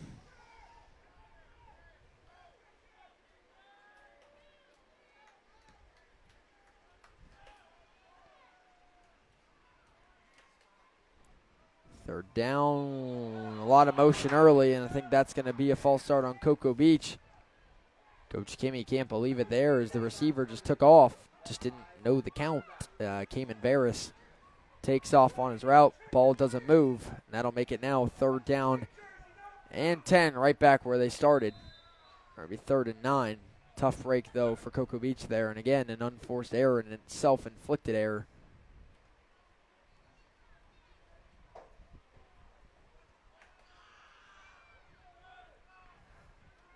Third down and 9 for Cocoa Beach at the Bayside 36-yard line.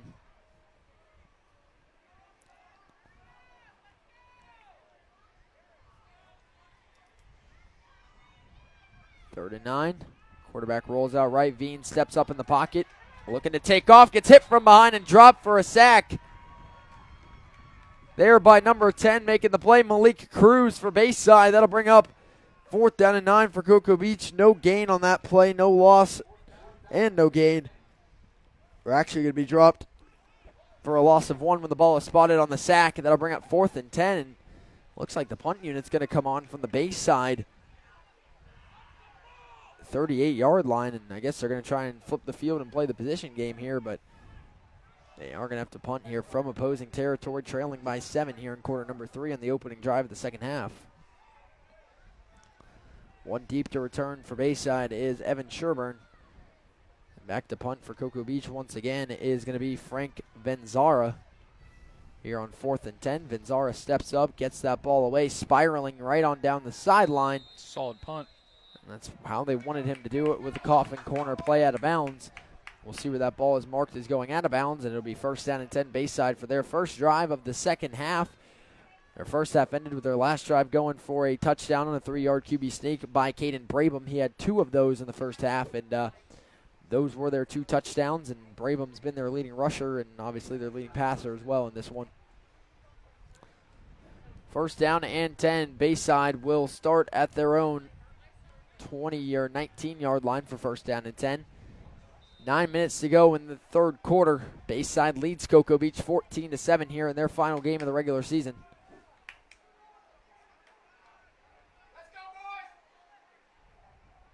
First down and 10, Brabham in the shotgun. Brabham turns hands off up the middle, cutting back inside. There goes the run across the 1st down line to gain there by Elijah Grimsley. And that'll be a 1st down coming for Bayside. One play, one more chain movement for the Bears to open up this drive. 1st down and 10 on the carry by Elijah Grimsley. They've had a few runs just like that right up the middle that have broken enough for over 10 yards to move the chains. Yeah, good job by Grimsley to put his foot in the ground and kind of find that cutback lane to pick up some extra yardage and spring ahead for the 1st down. I'm going to go to a heavier look here, more of a pro-style look. 1st down and 10, Bayside at their own 32. Brabham drops under center.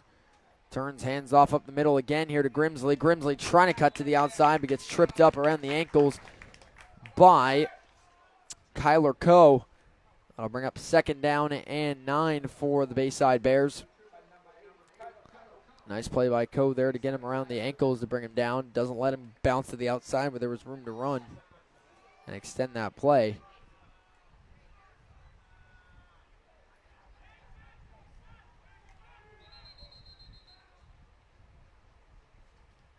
I think they're going to fix the down marker here. The guy over there just flipped it to 3rd down, which definitely was not. Got to keep an eye on him. 2nd down and 9. It is for Bayside. As Cocoa Beach brings a blitz, Bayside goes right up the gut. Grimsley breaks one tackle, trying to get upfield. Nowhere to run. He'll just get about a yard or 2 back. It'll bring up 3rd down and about 6 or 7 now for Bayside. And after 2 runs right up the middle, don't get much. See what the play call looks like here on 3rd down.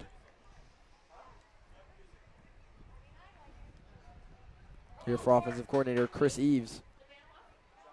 And if I'm picking up on this, you got to imagine the Bayside staff is as well. But this Cocoa Beach defensive line slanting away from the running back, trying because they're running that power the same way. And 3rd down and 5. Brabham rolls out right pocket, collapsing. Brabham thrown down from behind, and they're not going to get a horse collar. Doesn't grab him. Oh, comes flying in from the far side. Flag does come in on the big sack there by Sean Brodigan. It's interesting what this call, if he's calling the horse collar, I mean, the white hat was right there. It did have the appearance of that, but plenty of plays can. Yeah, they're going to wave that off. And the white hat told him, hey, man, I'm sitting right here. Yeah. I mean, if it was a horse collar, I think I would have seen it. That is a big sack by Brodigan on 3rd down. Drops him all the way back inside the 25. It'll be 4th down and long for Bayside at their own 25-yard line. It'll be 4th down and 17. That's a loss of 12 yards.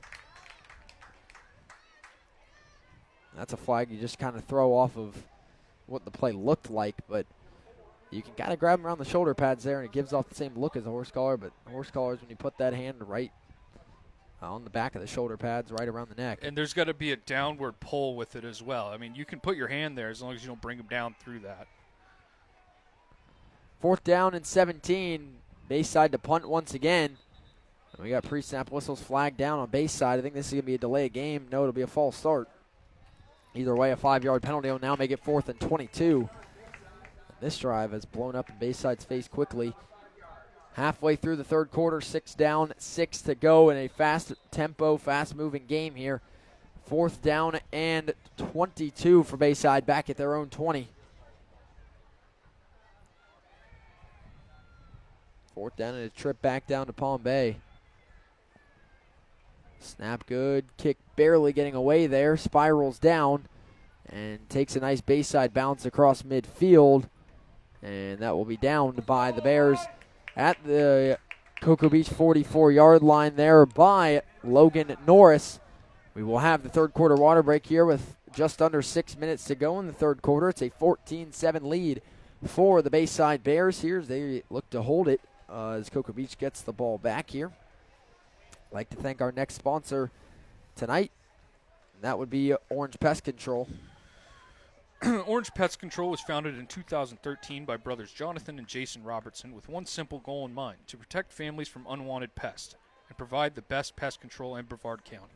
Orange Pest Control strives to provide the safest, most reliable pest control and lawn care services to all their neighbors, giving you the relief and peace of mind you deserve. Orange Pest Control has received recognition for their professional services, as in the Expertise Award of Best Pest Control Companies of Melbourne in 2021. For more information or a free quote, visit www.goorangepest.com, or for immediate service, call 321-631-1974. 1st down and 10. Cocoa Beach will take over at their own 44-yard line with just under 6 minutes to go in the third quarter, trailing 14-7. In a tight game here on Tuesday night. Veen brings a man in motion as Chavez. He gives the underneath to Garber. Garber reverses field. 1st down and more down the sideline for Cocoa Beach. There goes Aaron Garber inside the Bayside 30. 1st down, Cocoa Beach. A nice little underneath misdirection that catches the defense flowing one way and takes it the other for a big gain. 1st down, Cocoa Beach. This offense really starting to put things together, just shy of getting in the end zone. Yeah, they picked up solid yardage the first time they ran that, so why not go back to it? A little misdirection action, get the defense flowing the one way and come right back underneath with the, I guess you could call it reverse, shovel pass, something along those lines, and good pickup and good execution. The offensive line does a good job kind of hiding him, too, as he tucks right behind him and just gets to the edge there when the whole defense is watching the back. 1st down and 10. Veen hands off directly up the middle this time to Aaron Garber. And nowhere to really go there on 1st down. Again, that's really the thing that has worked the least efficiently for Cocoa Beach, and that's been running straight up the middle. They've continued to try it. It's still not working here. That'll bring up 2nd down here for the Minutemen.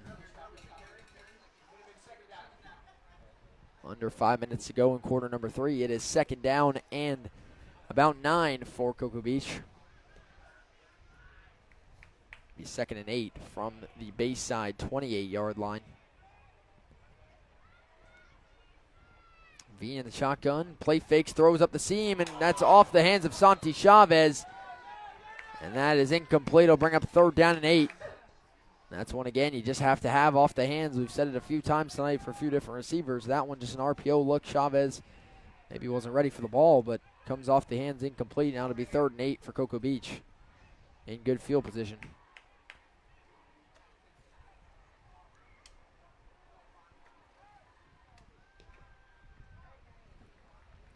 Third down and 8 now for Cocoa Beach from the Bayside 28-yard line with solid field position. Minutemen looking to tie this game up before the end of the third quarter. 4.5 minutes to go. They trail by a touchdown. Veen throws a flat route. Aaron Garber's jumped, intercepted with room to run. One man to beat, chasing him down inside the 30. He will be brought down, but a big-time interception and return by Logan Norris, perfectly jumping the swing pass for a big return and a touchdown-saving tackle for Cayman Veras. But 1st down and 10 Bayside, and one of Cocoa Beach's best drives of the game is going to end with a big interception there. Yeah, talk about a flip of momentum. I mean, perfectly executed, staying wide on that swing pass and creating penetration. The ball just goes right into his hands, able to get some separation, pick up about 35 yards, and set Bayside up in very nice field position. Great job jumping the ball there by Logan Norris, but Veen also led it a little bit upfield, and that just lends right to him. 1st down and 10 Bayside from the Cocoa Beach 25-yard line. 4.5 minutes to go in the third quarter. Bears already lead by 7, looking to add to it off the turnover. I formation, Brabham under center. Brabham turns hands right up the middle. Solid room to run across the 20. Still on his feet. Bounce to the outside. There goes Bayside inside the 5. Still on his feet into the end zone. Touchdown Bears from 25 yards out on the first carry for J.L. Cruz. Making a statement with a 25-yard touchdown run. And the Bears will go ahead by 2 scores for the first time tonight. What a nifty run by Cruz. It's the first time we've seen him get some touches. Been making some plays on defense tonight. Just a nice, simple lead play, and a play that we've seen Coach Eves call several times throughout his tenure here at Bayside, and finds a little gap, busts it to the outside, and just gets within the goal line and just refuses to go down and finishes the play for the touchdown. That's Cruz's 25th carry of the season. His first touchdown has over 170 yards rushing. That one puts him right around 200 with a 25-yard touchdown run, one of the biggest overall yardage plays of the game. And extra point is good. And with 4:15 to go in the third quarter, what a swing of momentum. Cocoa Beach was driving, knocking on the door of the red zone in the blink of an eye, an interception. And the very next play is a 25-yard touchdown run for the Bears is J.L. Cruz. And with 4:15 to go in the third, Bayside jumps ahead 21-7.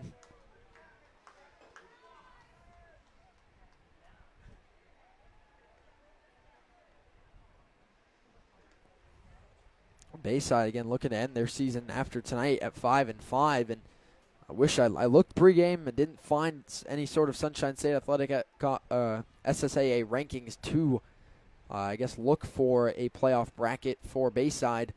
I would think at 5-5 with the strength of schedule they have, they would make the playoffs. I can't tell you. I don't know the criteria. I don't know how it works. I can tell you for FHSAA they probably would be a playoff team, but brackets are a little smaller some of the time in SSAA competition, and they just don't have rankings posted on their website or any sort of bracket projections or anything. So I don't know where Bayside stands for the playoffs, but if they could finish 5-5 with a win here tonight, would think they'd be in a solid spot. Do they have districts or anything like that? They are in the Sunshine State Athletic Atlantic Coast Conference Division. It's the ACC. It's complicated, pretty much. And I think there's a north and a south. So that's where they are, and I think the top group of those teams make it. Flag comes in here on a solid return, still fighting for Cocoa Beach across the 30. I think we may get a block in the back or a hold a little bit the ways back where that ball was taken in. I think it's going to be a block in the back, but we'll see what the call is with the flag down. A return got up to the 35-yard line, but there it is, illegal block in the back on Cocoa Beach. And that is going to back them up 10 yards. It'll make it now 1st and 10, Cocoa Beach at their own 25. And the last drive was moving right on down the field well, but the interception kills it. The very next play puts Bayside ahead by 2 scores. And after Cocoa Beach, you really need to take momentum back into your hands here on this drive and cut this one back to a 1-score game before you get to the 4th, because you already know with Bayside, whenever you give them the ball back, you know they're going to try and waste a lot of clock. And so you really want to get back to 1 score knowing that you're not going to be able to control the clock the entirety of the rest of this game. Yeah, you need a quick score here. Start climbing back into this. You certainly would like a score before the 4th quarter begins. It'll be 1st down and 10. Cocoa Beach back at their own 17-yard line. It's 10 yards from the spot of the block in the back, or the point in the run in which it occurred. And this one will be a toss to Tristan Sajek to the outside. Sajek with good blocking down the sideline. 1st down and more. Skips over a tackle there. 1st down. Cocoa Beach up to about their own 38-yard line, back across where they would have started if it wasn't for the penalty. That's a 20-plus yard run there. And a good one for Tristan Sajek, his longest of the night. 1st down and 10. For Cocoa Beach at their own 38-yard line. 3:40 here to go in the 3rd quarter. It is 1st down and 10, Minutemen. Off the big run by Sajek. This time they go back to him up the middle. He'll bounce it to the outside, get hit quickly for only a gain of about 2 or 3 yards. That'll bring up 2nd down now for Cocoa Beach.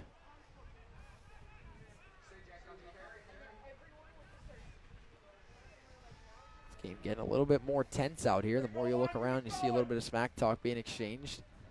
And for Bayside, this is the end of your regular season. For Cocoa Beach, trying to avoid losing your 5th game in a row here after starting 2-1. 3 minutes to go in the third quarter. 2nd down and 8 for Cocoa Beach at their own 40. Man in motion coming across is Chavez. They throw again. That little shovel pass underneath. Aaron Garber to the edge. Garber first down and more across midfield. And Cocoa Beach will take it now. The chains will move up to the Bayside 47 for 1st and 10. And again, Cocoa Beach moving the ball nicely down the field. Need to keep it moving, however. Yeah, their kryptonite really has been the red zone outside of the one time starting in it. They've moved the ball effectively down the field. And the last couple times it led to nothing. It'll be 1st down and 10 now for Cocoa Beach from the Bayside 47. Only 2.5 minutes to go in the third quarter. Bears lead by 2 touchdowns.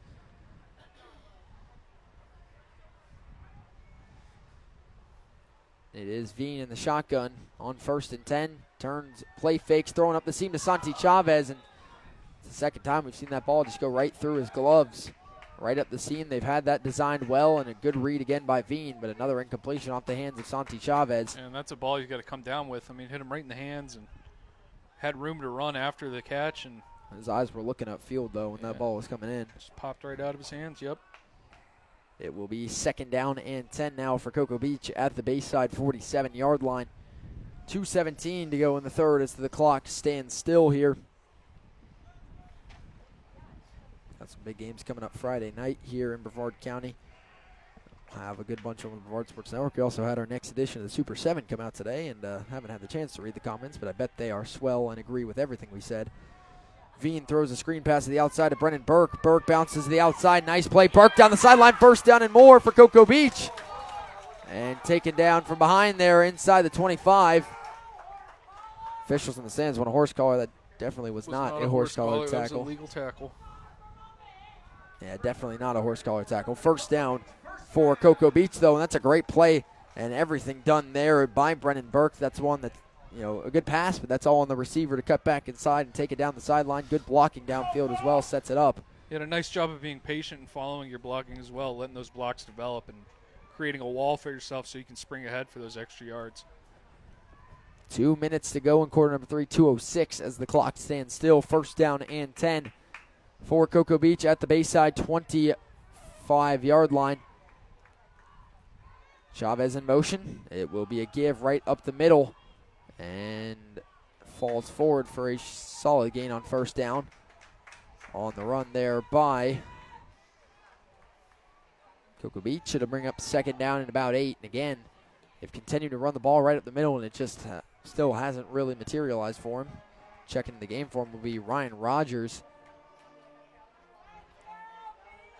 1:40 and counting to go in quarter number 3. 2nd down and 8 for Cocoa Beach at the Bayside 23.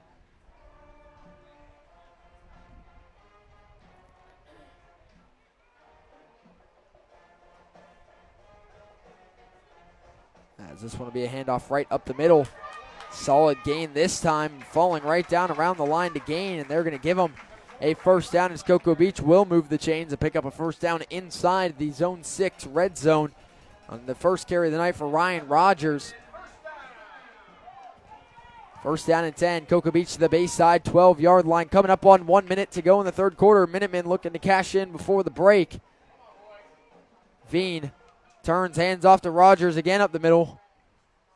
Moving the pile forward for a solid gain on 1st down. That will bring up 2nd down and medium here for Cocoa Beach. We have whistles here, and it's going to be an injury timeout here for a Bayside Bear that is slow to get up. That is number 71, Gerard Durant. He will get up without any assistance and walk off the field under his own power. And as we come back, it'll be 2nd down and 6 for Cocoa Beach at the Bayside 8-yard line. 52 seconds to go here in the third quarter.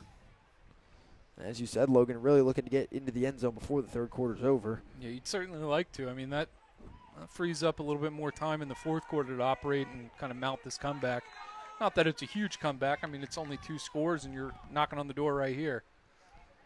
Got to remember, starting the game, Bayside had a drive that took 7 minutes and 20 seconds off the clock. If they can do that again and score to start the fourth, that could be enough to end the game in their favor if they can make it that long or longer. Handoff up the middle to Rogers. Has a hole to the outside. Rogers is short, is the call on the run there by Ryan Rogers. Will get a Cocoa Beach first down inside the 2-yard line. It'll be first and goal from the 1. They're hurrying up here. Clock stops, 29 seconds. Now rolls again as they spot the ball. First down and goal, Cocoa Beach at the 1-yard line. As Veen will come off the field. Yeah, they're going to go like a heavy Wildcat look. It will be a Wildcat here to Ryan Rogers. Rogers straight up the gut, dives it into the end zone. Touchdown, Cocoa Beach. As Rogers finishes off his drive with a 1-yard touchdown run, and with 11 seconds to go in quarter number 3, the Minutemen strike back with a touchdown of their own here to cut it back to what could be 7 with the extra point here. Rogers with his 3rd touchdown run of the season. Right from the goal line with a 1-yard touchdown run from Wildcat set. Now comes Keelan Gonzalez to cut this to be a 7-point game heading into the 4th quarter. Big drive and a much-needed drive for Cocoa Beach, coming off the interception and the touchdown on the drive before by Bayside. Gonzalez on to cut this 1 to 7 with the extra point. Burke with the hole. Gonzalez knocks it through the uprights with 11.7 seconds to go in quarter number 3 here from Cocoa Beach. It is Bayside 21, Cocoa Beach 14. As again, the Minutemen find themselves in a close game, which they found themselves on the wrong side of multiple times this year. But this could be their chance on Tuesday night to reignite their season here and cut off the losing streak that they are on. Yeah, and that's a nice drive to try and get that done. I mean, drove down the field. There was about 4 minutes left in the quarter. Drove it down to leave it only 11 seconds left in the 3rd quarter, and getting those points before the 4th starts, making this a 1-possession game. I mean, that's crucial. If you can get off the field quickly here with a 3 and out, that could be huge as well. Yeah, and good bounce back after the interception and the touchdown run from Bayside too. Good job on answering and saying we're still in this. We're not going to lay down. Yeah, their offense doesn't really lose any momentum that they were kind of building as they just pick right back up and get into the end zone with a big touchdown. It is 21-14 Bayside here with only 11 seconds to go in the 3rd quarter here from Cocoa Beach.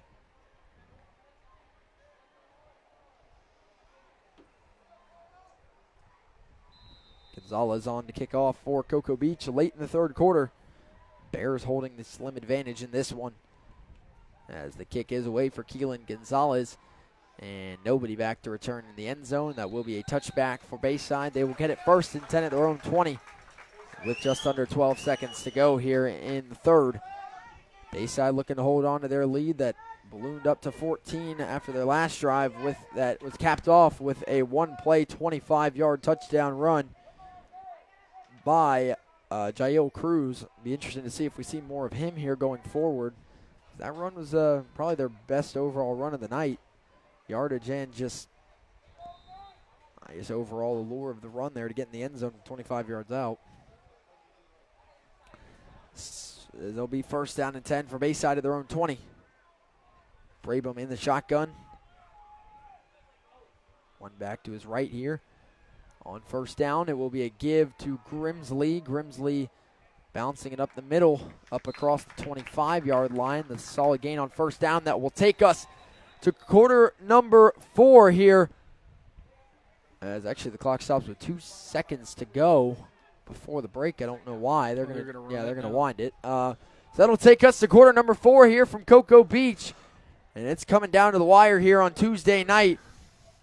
Just like we saw last week with some of our early games makeups, we had a very close one with O'Galley and Merritt Island. This week, it's Cocoa Beach and Bayside coming down to the wire as we will head to the 4th quarter. The last 12 minutes going up on the clock. Bayside holding the 21-14 advantage, and they have the football to start the 4th at about their own 25-yard line, and we will see if the Bears can march down the field and extend their lead, or if Cocoa Beach can get a big stop and look to tie this game up with their own offensive play.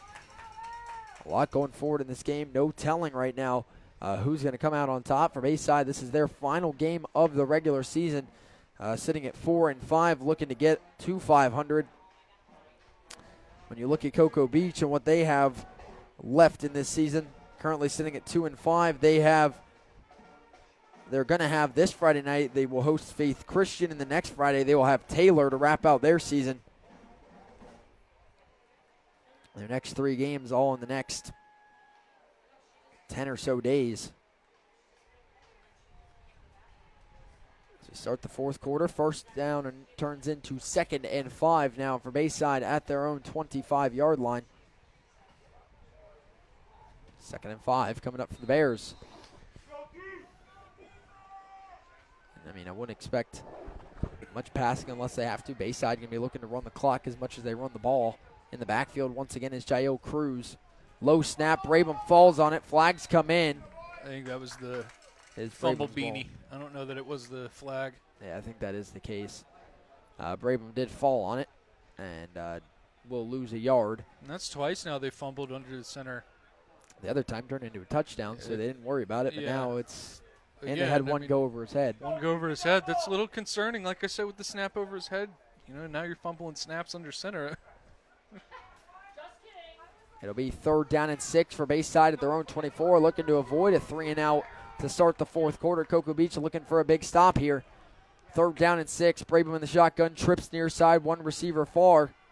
Brabham drops back to pass, lets one fly in the flat. It is off the hands of Grimsley and incomplete. That'll bring up 4th down and 6, and Cocoa Beach is going to get the ball back. A nice stop there, but again, just a drop pass on a big down that they really would have liked to have. Yeah, I don't know that he picks up the first down, but that's still a catch you got to have and give yourself and your team a chance to pick up that first down. Now, you're giving the ball back to an offense that just drove down the field and, made this game a little bit closer.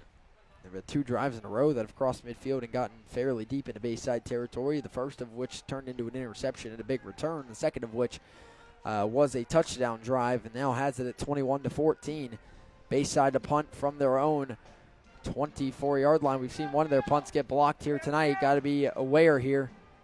And Cocoa Beach gets a good run at it, but can't get a hand on it. And this one will bounce down, takes a backspin. That's in Cocoa Beach's direction, and they'll start with good field position. 1st and 10 Beach at their own 49-yard line.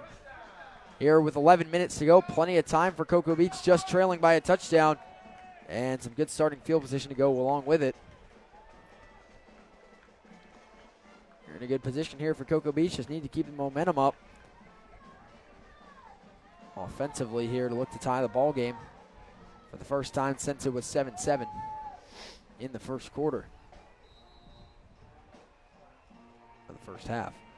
1st down and 10. They will actually mark them at the 50. So Cocoa Beach will start at midfield. Remy Veen in the shotgun with Tristan Sajek. They will toss it to Sajek out of the backfield. Cruz hits him, drops him for a loss of yardage. There's a flag down around the line of scrimmage. Really don't want to have a hold here if that is the case. And that is the case. And that's a drive killer. We've seen it time and time again across plenty of high school football games. So luckily, it is still 1st down, but unluckily, that's 10 yards. It's going to make it 1st down and 20 for Cocoa Beach back to their own 40-yard line. 1st down is at the Bayside 40.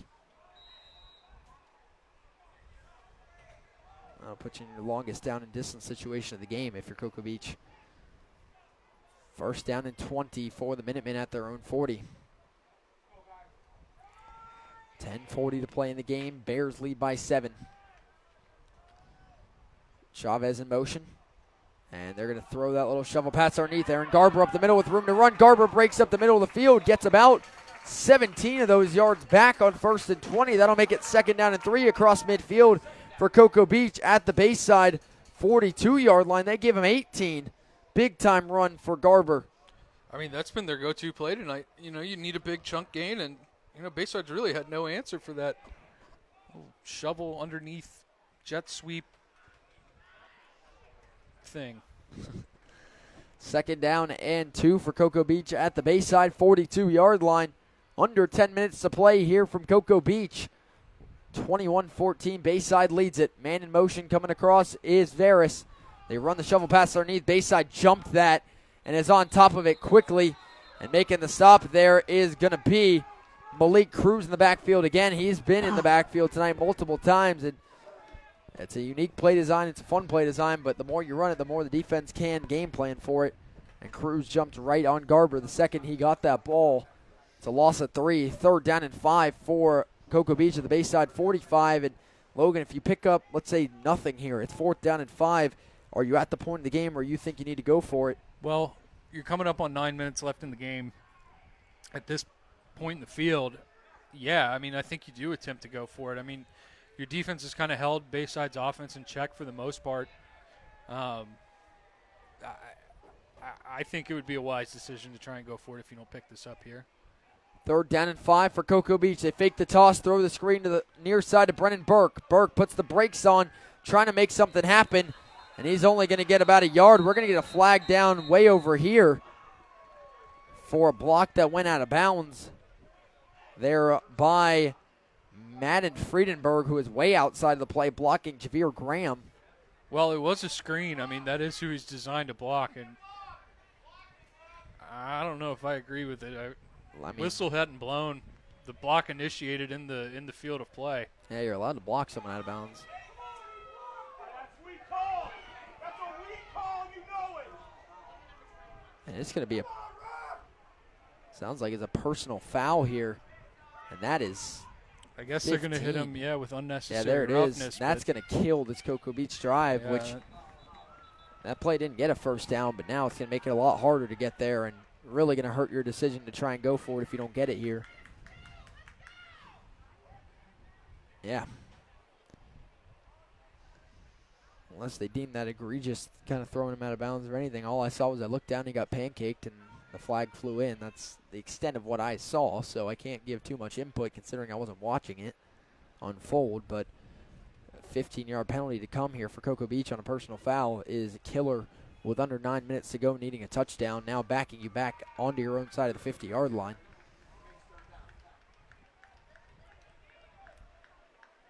Probably the last thing you need if you're Cocoa Beach now. Right back where you were on first down, now 3rd and 20 for Cocoa Beach back at their own 40. And the worst case scenario here as well is you're wasting a lot of clock going back and forth, seesawing from 1st and 20 to 2nd and 3 to 3rd and 5 to 3rd and 20. Still in the same set of downs here with 8:48 to go in the game. It is 3rd down, and it'll be 3rd and 19 actually from their own 41. In the shotgun is Veen. In the backfield with him is Garber.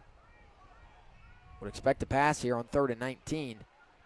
Veen in the shotgun. Brings a man in motion. It's Veras movement up front. False start on that Bayside defensive line shift, and they're allowed to do that. And as an offensive lineman, you got to hold your water there. And now you're going to be looking at a 3rd and 24. From bad to worse now for Cocoa Beach. It'll be now going from a 2nd and 3 to a 3rd and 24 late in this ball game. That's going to put them back to their own 36-yard line, needing to get to the Bayside 40. Cannot have it. The unforced errors and the costly penalties. 20 yards of penalties on the last 2 plays makes it 3rd down and 24.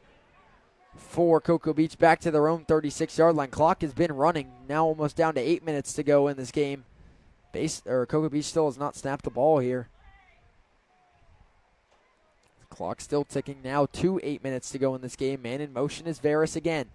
They toss it underneath to Chavez, and that's not the play call to get you 24 yards. So they're just going to, I guess, be looking to play the field position game and get a stop. Well, that's that play that they've picked up. That's been their most successful play. But at a certain point, you can only run that so many times before the defense is going to catch on to it.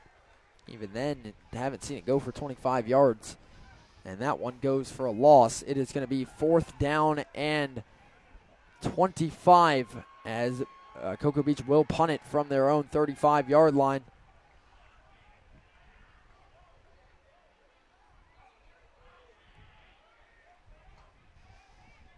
Coach Gimme fired up on the sideline ahead of 4th down. That punt shanks to the near sideline, not how they wanted that one to go, as that punt does not get across midfield. Now Bayside will start in Cocoa Beach territory with 7:12 to go.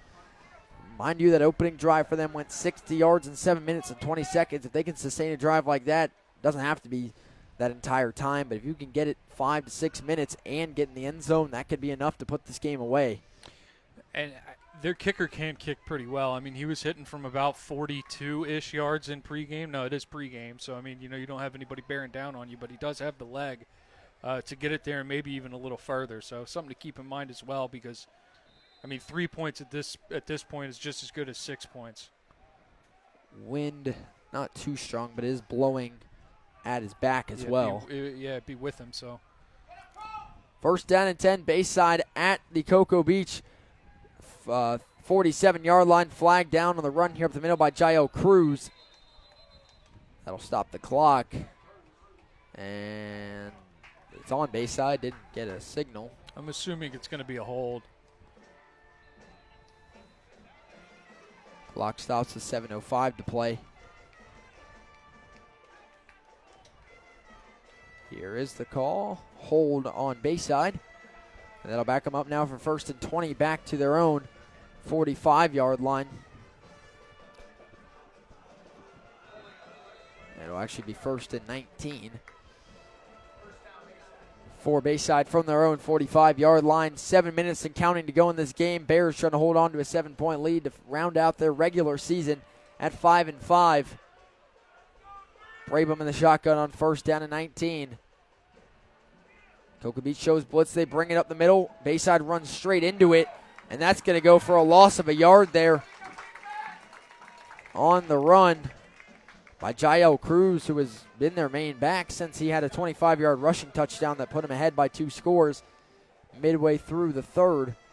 That goes for a loss of another yard. It'll be 2nd down and 20 for Bayside back at their own 44. But the big thing is the clock continues to roll down closer to 6 minutes to play in this game. And on the other side, Cocoa Beach hasn't really had many drives where they've flown down the field, so to speak. They've been able to march down the field, but haven't seen them do it with quick tempo. So, I mean, we'll see how much time Bayside can run off the clock, even if they can't move the chains or get in the end zone.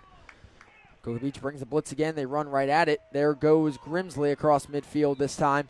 Back into Cocoa Beach territory for what's going to be a 3rd down and about 11 for Bayside at the Cocoa Beach 48-yard line. Brady Supp makes the tackle for Cocoa Beach.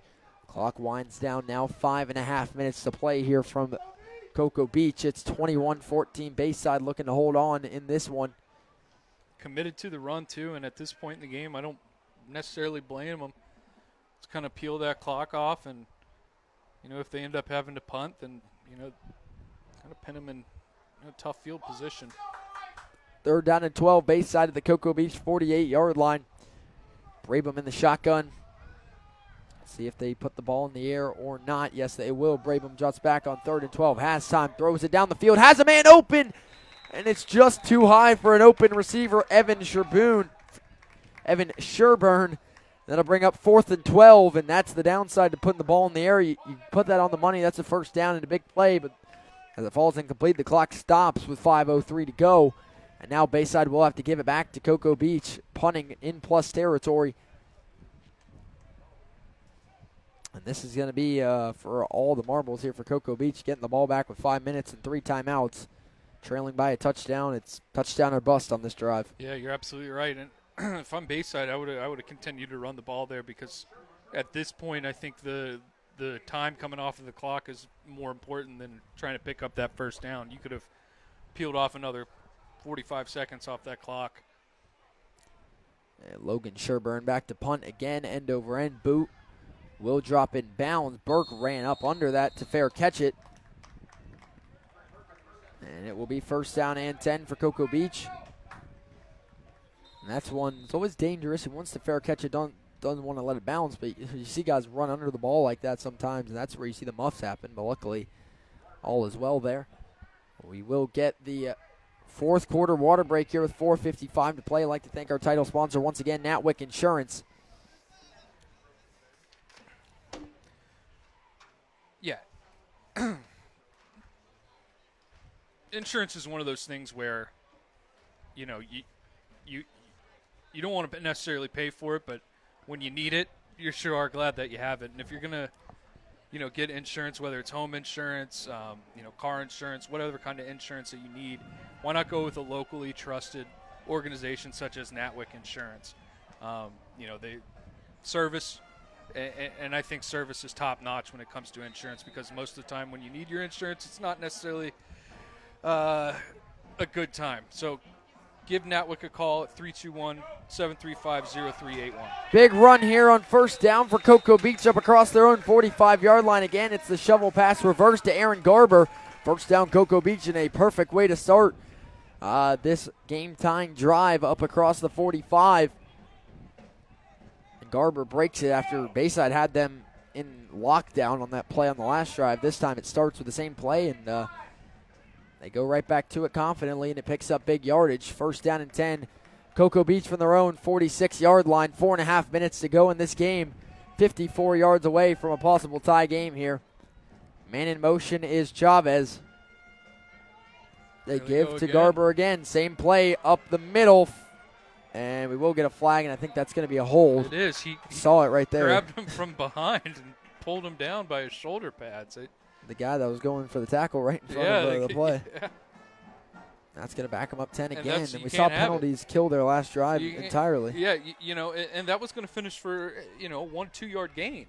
And now you're going to get backed up, and we're going to be sitting at 1st and 20. That's a play that you can't have.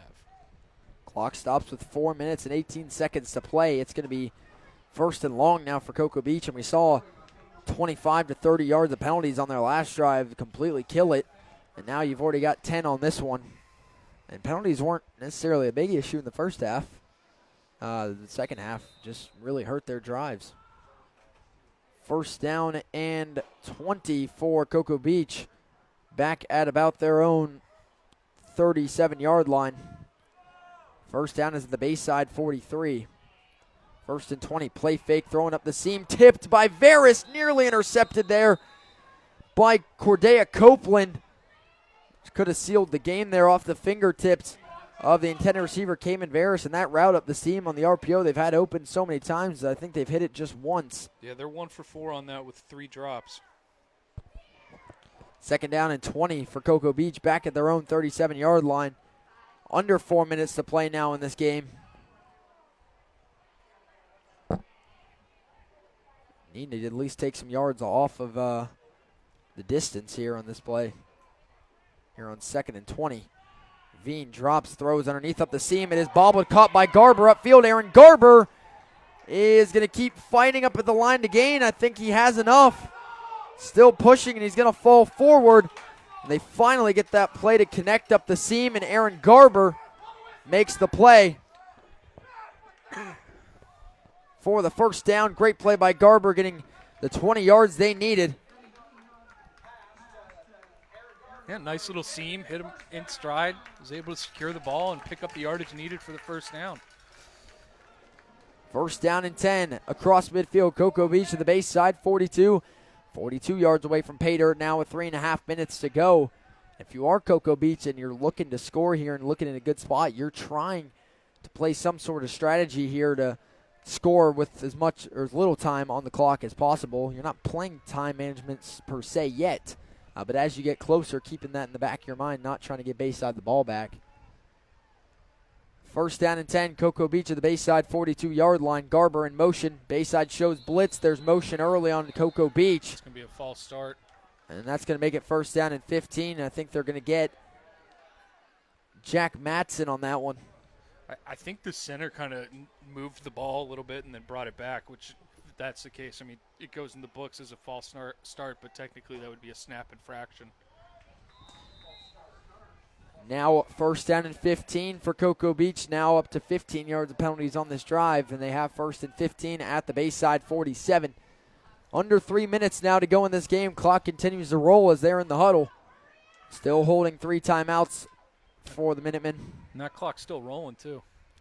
They have huddled up a lot of the game. Had, Veen check in on the sideline for the play and then go huddle. Veen drops back, throws over the middle on that route.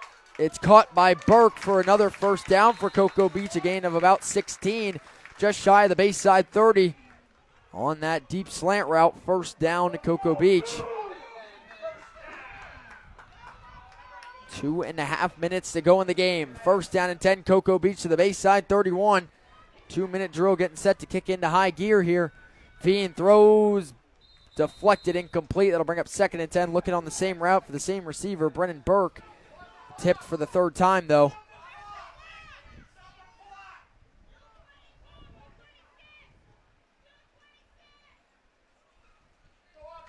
It'll be 2nd down and 10, Cocoa Beach at the Bayside 31-yard line. 2:22 to play in this game. Clock did continue to tick there after that ball hit the ground, but the official's not going to make any adjustments, I guess. No, about 4 or 5 seconds ticked off. It'll be 2nd down and 10 for Cocoa Beach at the Bayside 31.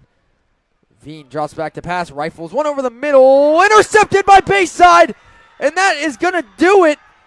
Big play there, and that might just be enough to seal it. Cordia Copeland nearly had a game-sealing pick earlier on in this drive and gets a huge one there. That one just overthrown for Santi Chavez. Intercepted. First interception of the game for Remy Veen.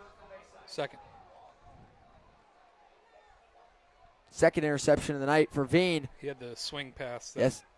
Yes, he did, of course. I don't know why I thought that was Bayside. That was clearly Cocoa Beach. Second interception of the night for Veen, and that one could be the dagger. First down and 10 for Bayside at their own 26-yard line. Yeah, defense is going to have to bow up here, and you're gonna have to burn those timeouts.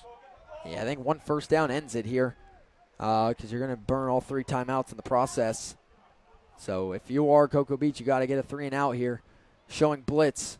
Brabham turns hands off right underneath. Nowhere to go on first. That's going to go for a loss of yardage on the handoff to Jael Cruz.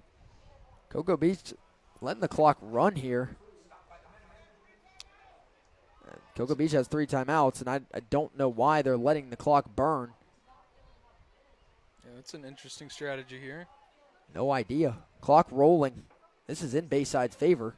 I mean, you got 45 seconds on the play clock.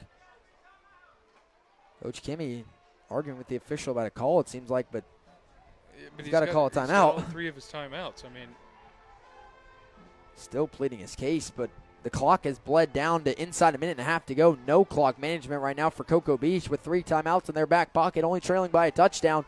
2nd down 11. Brabham will throw. He will tuck it and run, which is a good idea. Got to stay in bounds. Flag comes down. Brabham goes down in bounds. Yeah, you're gonna get a hold out there on the outside, and that's gonna back them up 10. And that gives Cocoa Beach the clock stop they needed, but they let the clock run an entire minute when they could have had a timeout with 2:11 to go. Plus this penalty could have set them up really good to get the ball back with a good time, but now. Yeah, well, I think the clock is going to roll once they set it because the clock was rolling when the foul happened. They're going to decline it. This is a hold on Bayside. It will be declined.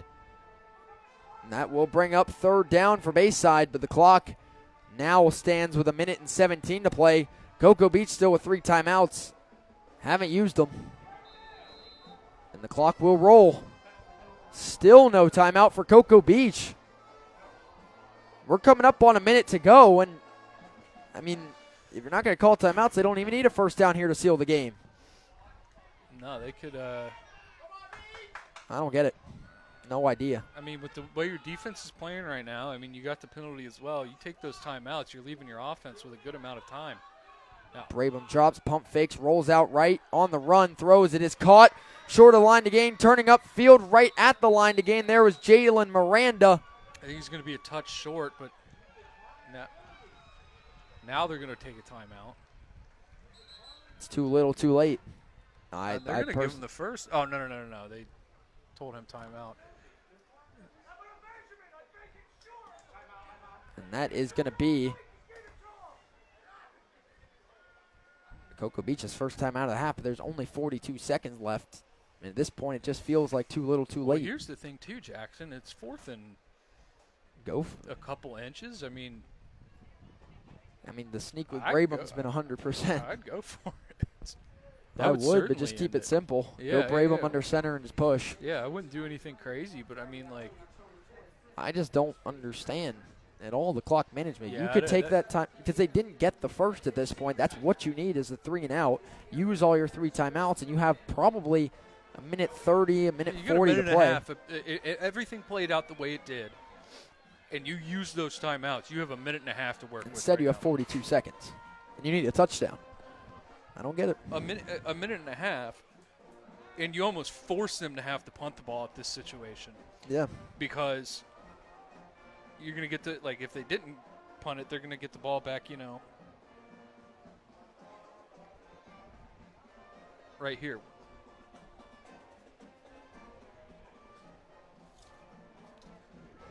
Sorry, I dropped something. It took my mind off of it. They're gonna. If they are going to measure it, he's going to be short, but We'll see. This could be. I mean, if they get a first down here, that's it.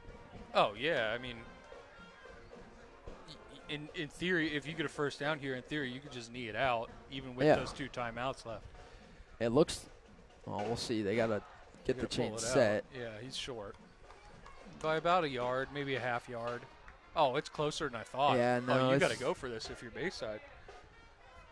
I mean, I could fit a few fingers in between it, but it is short, but not by a lot. And this is going to be a big play here. It'll be 4th down and 1 for Bayside. Decision: either you go for it, get the first and seal the game, or play the field position game and trust your defense. And Braben's coming out on the field. Braben's coming so out. This is that's for the game. I think that's the right idea. It's going to be 4th down and inches for Bayside at their own 36-yard line. 42 seconds, first down seals the game. If they get stopped, Cocoa Beach will have it 36 yards from the end zone with 2 timeouts. Here we go, I formation. Caden Brabham under center, needing less than a yard. Brabham up the middle, and he's going to have it. First down Bayside, and that's going to seal the deal. Caden Brabham with the QB sneak on 4th and 1 is going to do the trick. You got a bear that's going to be down there. Slow to get up on the play there is number 71 again, Gerard Durant. We saw him slow to get up on the defensive line, back on offensive line here, and slow to get up once again. And he will get some assistance this time down on the field. But that's a big deal. Now you're sitting with 2 timeouts in your back pocket, but really no use for him if you're Cocoa Beach. Yeah, the first down, regardless, I think would have sealed the game, but you got to at least put in the effort to play clock management and get the ball back, because even then, if you're stopped. Yeah, well, what I was trying to say earlier is if you take those timeouts, say everything plays out, it's still 4th and inches or whatever, but you have burned those 3 timeouts, but you still have a minute and a half, then Bayside's almost forced to punt that ball away to you and play There's a field lot of time position. If you don't get it. Yeah, to play field position and force you to go, the length of the field in a minute, 30 seconds. Now, they're almost, by going for that, which I do think is the right decision, even though you have those 2 timeouts, you've got, 50-something seconds left to go. At this point, yards. they can knee it out. Exactly. The play clock's more than 38 seconds anyway. Yeah, but what I'm saying is, 36 yards with 2 timeouts, I think they're more comfortable allowing the opportunity of that happening. If they weren't able to pick up that first down, then, Yeah, if you don't get it here on that last play, with 38 seconds to play, they would have to go to the end zone in 38 seconds. This has not been a quick, up-tempo, big play offense. Neither of them have tonight. If you give them a minute and a half, they can move down the field. So, to your point, that's pretty much spot on. So, that's what the clock management does. And now it's just a head-scratcher. Cocoa Beach just took a timeout. Now they're just going to have 1, which I guess if it doesn't matter anyway, it is what it is. I guess. It's just a head-scratcher. And, it's kind of inexplicable to me to not take those timeouts after, first down. And you got a good coaching staff as well, so that's where it just comes into here's the other thing, too. They declined that holding call. That moves the clock. Well, it would have continued to the clock would have rolled whether they accepted it or declined it. But in this situation, you almost want to take those yards. Yeah. 2nd and 10, you still would have had a timeout. You could have stopped it, and then you're really playing field position. You're setting your offense up for makes no sense. A better situation. But hey, Yeah, I don't know. Not a lot of. Yeah, I don't know. Now, if you're Bayside, you have no incentive to really run any plays here. I mean, No, you're just taking leave knees this in out. victory You're formation. probably going to get one more timeout here and, say la vie. But, well, they are lined up in a. I don't know why. You don't have to. Certainly don't. Rabum in the shotgun. First down and 10 for Bayside. Low snap ball on the ground. That's why you don't do it. And I think Bayside has it. No, I think Cocoa Beach might have. Cocoa Beach has it. They do. First down, Minutemen at the Bayside 33 with 36 seconds to go. Calamity. And that's why you go under center. The snaps have been on and off all night. And that one is dropped. Cocoa Beach recovers. And hold on. I think he was going to knee it, too, when he got it. I think he was just grabbing a knee it, but you got to go under center in that situation. Unbelievable. Even though you've had, here's the thing, you've had 2 drop snaps tonight under center, right? And you gotten both of them back, fortunately. But you're closer to right there. If he drops the under center snap, you can just fall right on it. That, I mean, it skips back. It's unpredictable what might happen. Nice. Interesting. Now, one timeout, 36 seconds, got to go 34 yards. Here we go. First down and 10. Cocoa Beach at the Bayside 34, I believe, with one timeout to spare in 36 seconds, needing a touchdown. Burke motioned out of the backfield. They'll throw the swing. Double pass. Brennan Burke going deep, and it is incomplete. Flag is down in the backfield, though, and that could be killer here. That could be an illegal forward pass. Flag down. Varus. They may call him on an illegal forward pass there. Varus was the intended target. I think the first pass might have been traveling forward. I think that's what it is. It could be a hold, but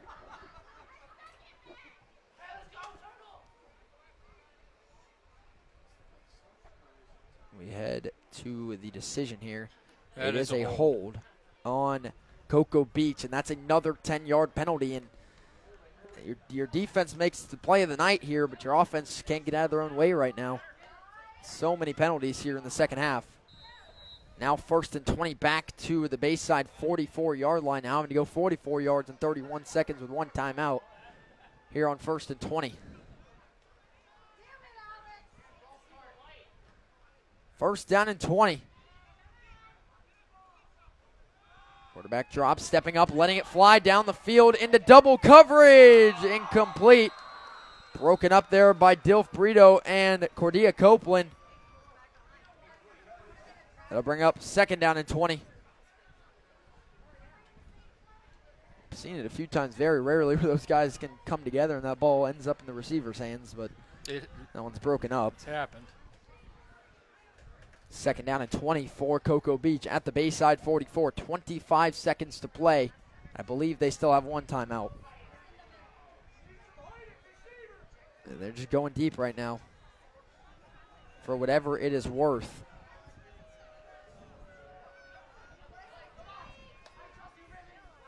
Remy Veen in the shotgun. 25 seconds to go. Drops back, throws to the outside, trying to stop the clock. Brennan Burke, hook and ladder to the outside. Garber dropped down inside the 30-yard line. And that is going to be, I believe, Cocoa Beach's last time out with 16 seconds to go after the hook and ladder. I love the play call, but Bayside does a great job sealing that sideline and keeping Garber and Burke in bounds. Seen everything tonight. And now they're out of timeout. 16 seconds left. It's Now they got to go all the way. 3rd and 2, 3 maybe. You're at the 26 now. Yeah. That's solid field position. So first down, you need to get to the 24. Yeah, just at the 24. So good field position. I mean, 16 seconds. You don't have to start taking shots in the end zone quite yet. You do need to get out of bounds, though. Yeah, no doubt. Absolute calamity here to end this game. 3rd down and 2. And a field goal doesn't really do much for you. Nah, it's not in the cards at all. Yeah, you got to get in the end zone, and that's to tie it.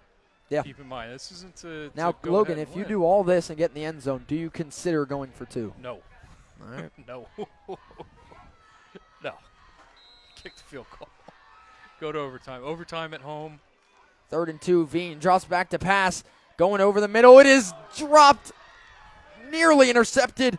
Thrown right at the chest of Justin Clark, the linebacker there. Nearly sealed the game. 12 seconds to go. 4th down and 2. Here's the thing. Why are you throwing over the middle? Yeah, I don't know. That doesn't do anything for you. I mean, I understand the chains get. I think you're either going to the end zone or you're going to the sideline. Yeah, I mean, you're burning it down after that, though, and you're burning a lot of time because the chains are going to get set. Probably about 2 or 3 seconds will roll off after that, and then you clock it. But Game on the line. You got to exploit the sideline. You still don't have to start taking shots in the end zone. I think your first objective here is just to pick up this first down. They're giving a lot of cushion, too. 4th and 2. Veen drops back to pass. Game on the line. Going to the end zone. It is broken up, and that's going to seal it. The pass deflection there by, looks like, J.L. Cruz. Had a 25-yard touchdown run, and now the pass breakup to seal it. As long as Bayside knows to go under center at this point. We've seen crazier things. Yeah. Here's the thing. I mean, they were playing pretty far off coverage. You needed 2 yards. Just run a sticker out right at the sideline, pick up that first down, get out of bounds. Now you're talking, some time is going to come off the clock, but you had, 14 seconds? So now you got 12 and 4 plays to work with? That's a Hail Mary type play, too. That's a mosh of players. Yeah, it's not necessarily a designed. You didn't need to do that. We'll see if it looks like they're going to. First down and 10, under Bayside at their own 26. Brabham goes under center. In victory formation after all that has happened, Caden Brabham will take the knee. Nope, not so fast. Pink flag on the play. Don't think that's any different than the typical Here's the yellow thing, flag. too. They're in victory formation. Typically, you have somebody that's going to stand right around the 10-yard line. And that's going to do it. That's going to okay. Game is over after all the chaos to end it. Bayside finishes off their regular season. 1 year coming off going 0-10. They finished 5-5 this season, and now we'll see if they are a Sunshine State playoff team coming up as they finish the regular season at 5-5 for Cocoa Beach. That is 5 consecutive losses after starting 2-1. They fall to 2-6 with a game coming this Friday at home and a game coming next Friday to close out the season. But just a gut-wrenching loss here with everything that happened at the end of that one. Bayside comes out on top on the road here on Tuesday night, 21-14. I'd like to thank both of our title sponsors once again, Natwick Insurance and Zone 6, Reaper 7v7, and Personal Training. And thanks to all of you for watching here on Tuesday Night Football. What a game. Bayside comes out on top at Cocoa Beach, 21-14, as the Bears will finish the regular season at 5-5, and Cocoa Beach will get set for Friday night, now falling to 2-6. Thanks, everyone, for watching the Brevard Sports Network Tuesday Night Football, powered by Natwick Insurance and the Zone 6 Reapers. Final score, Bayside 21, Cocoa Beach 14, and we will see you tomorrow night for playoff volleyball action on the Brevard Sports Network.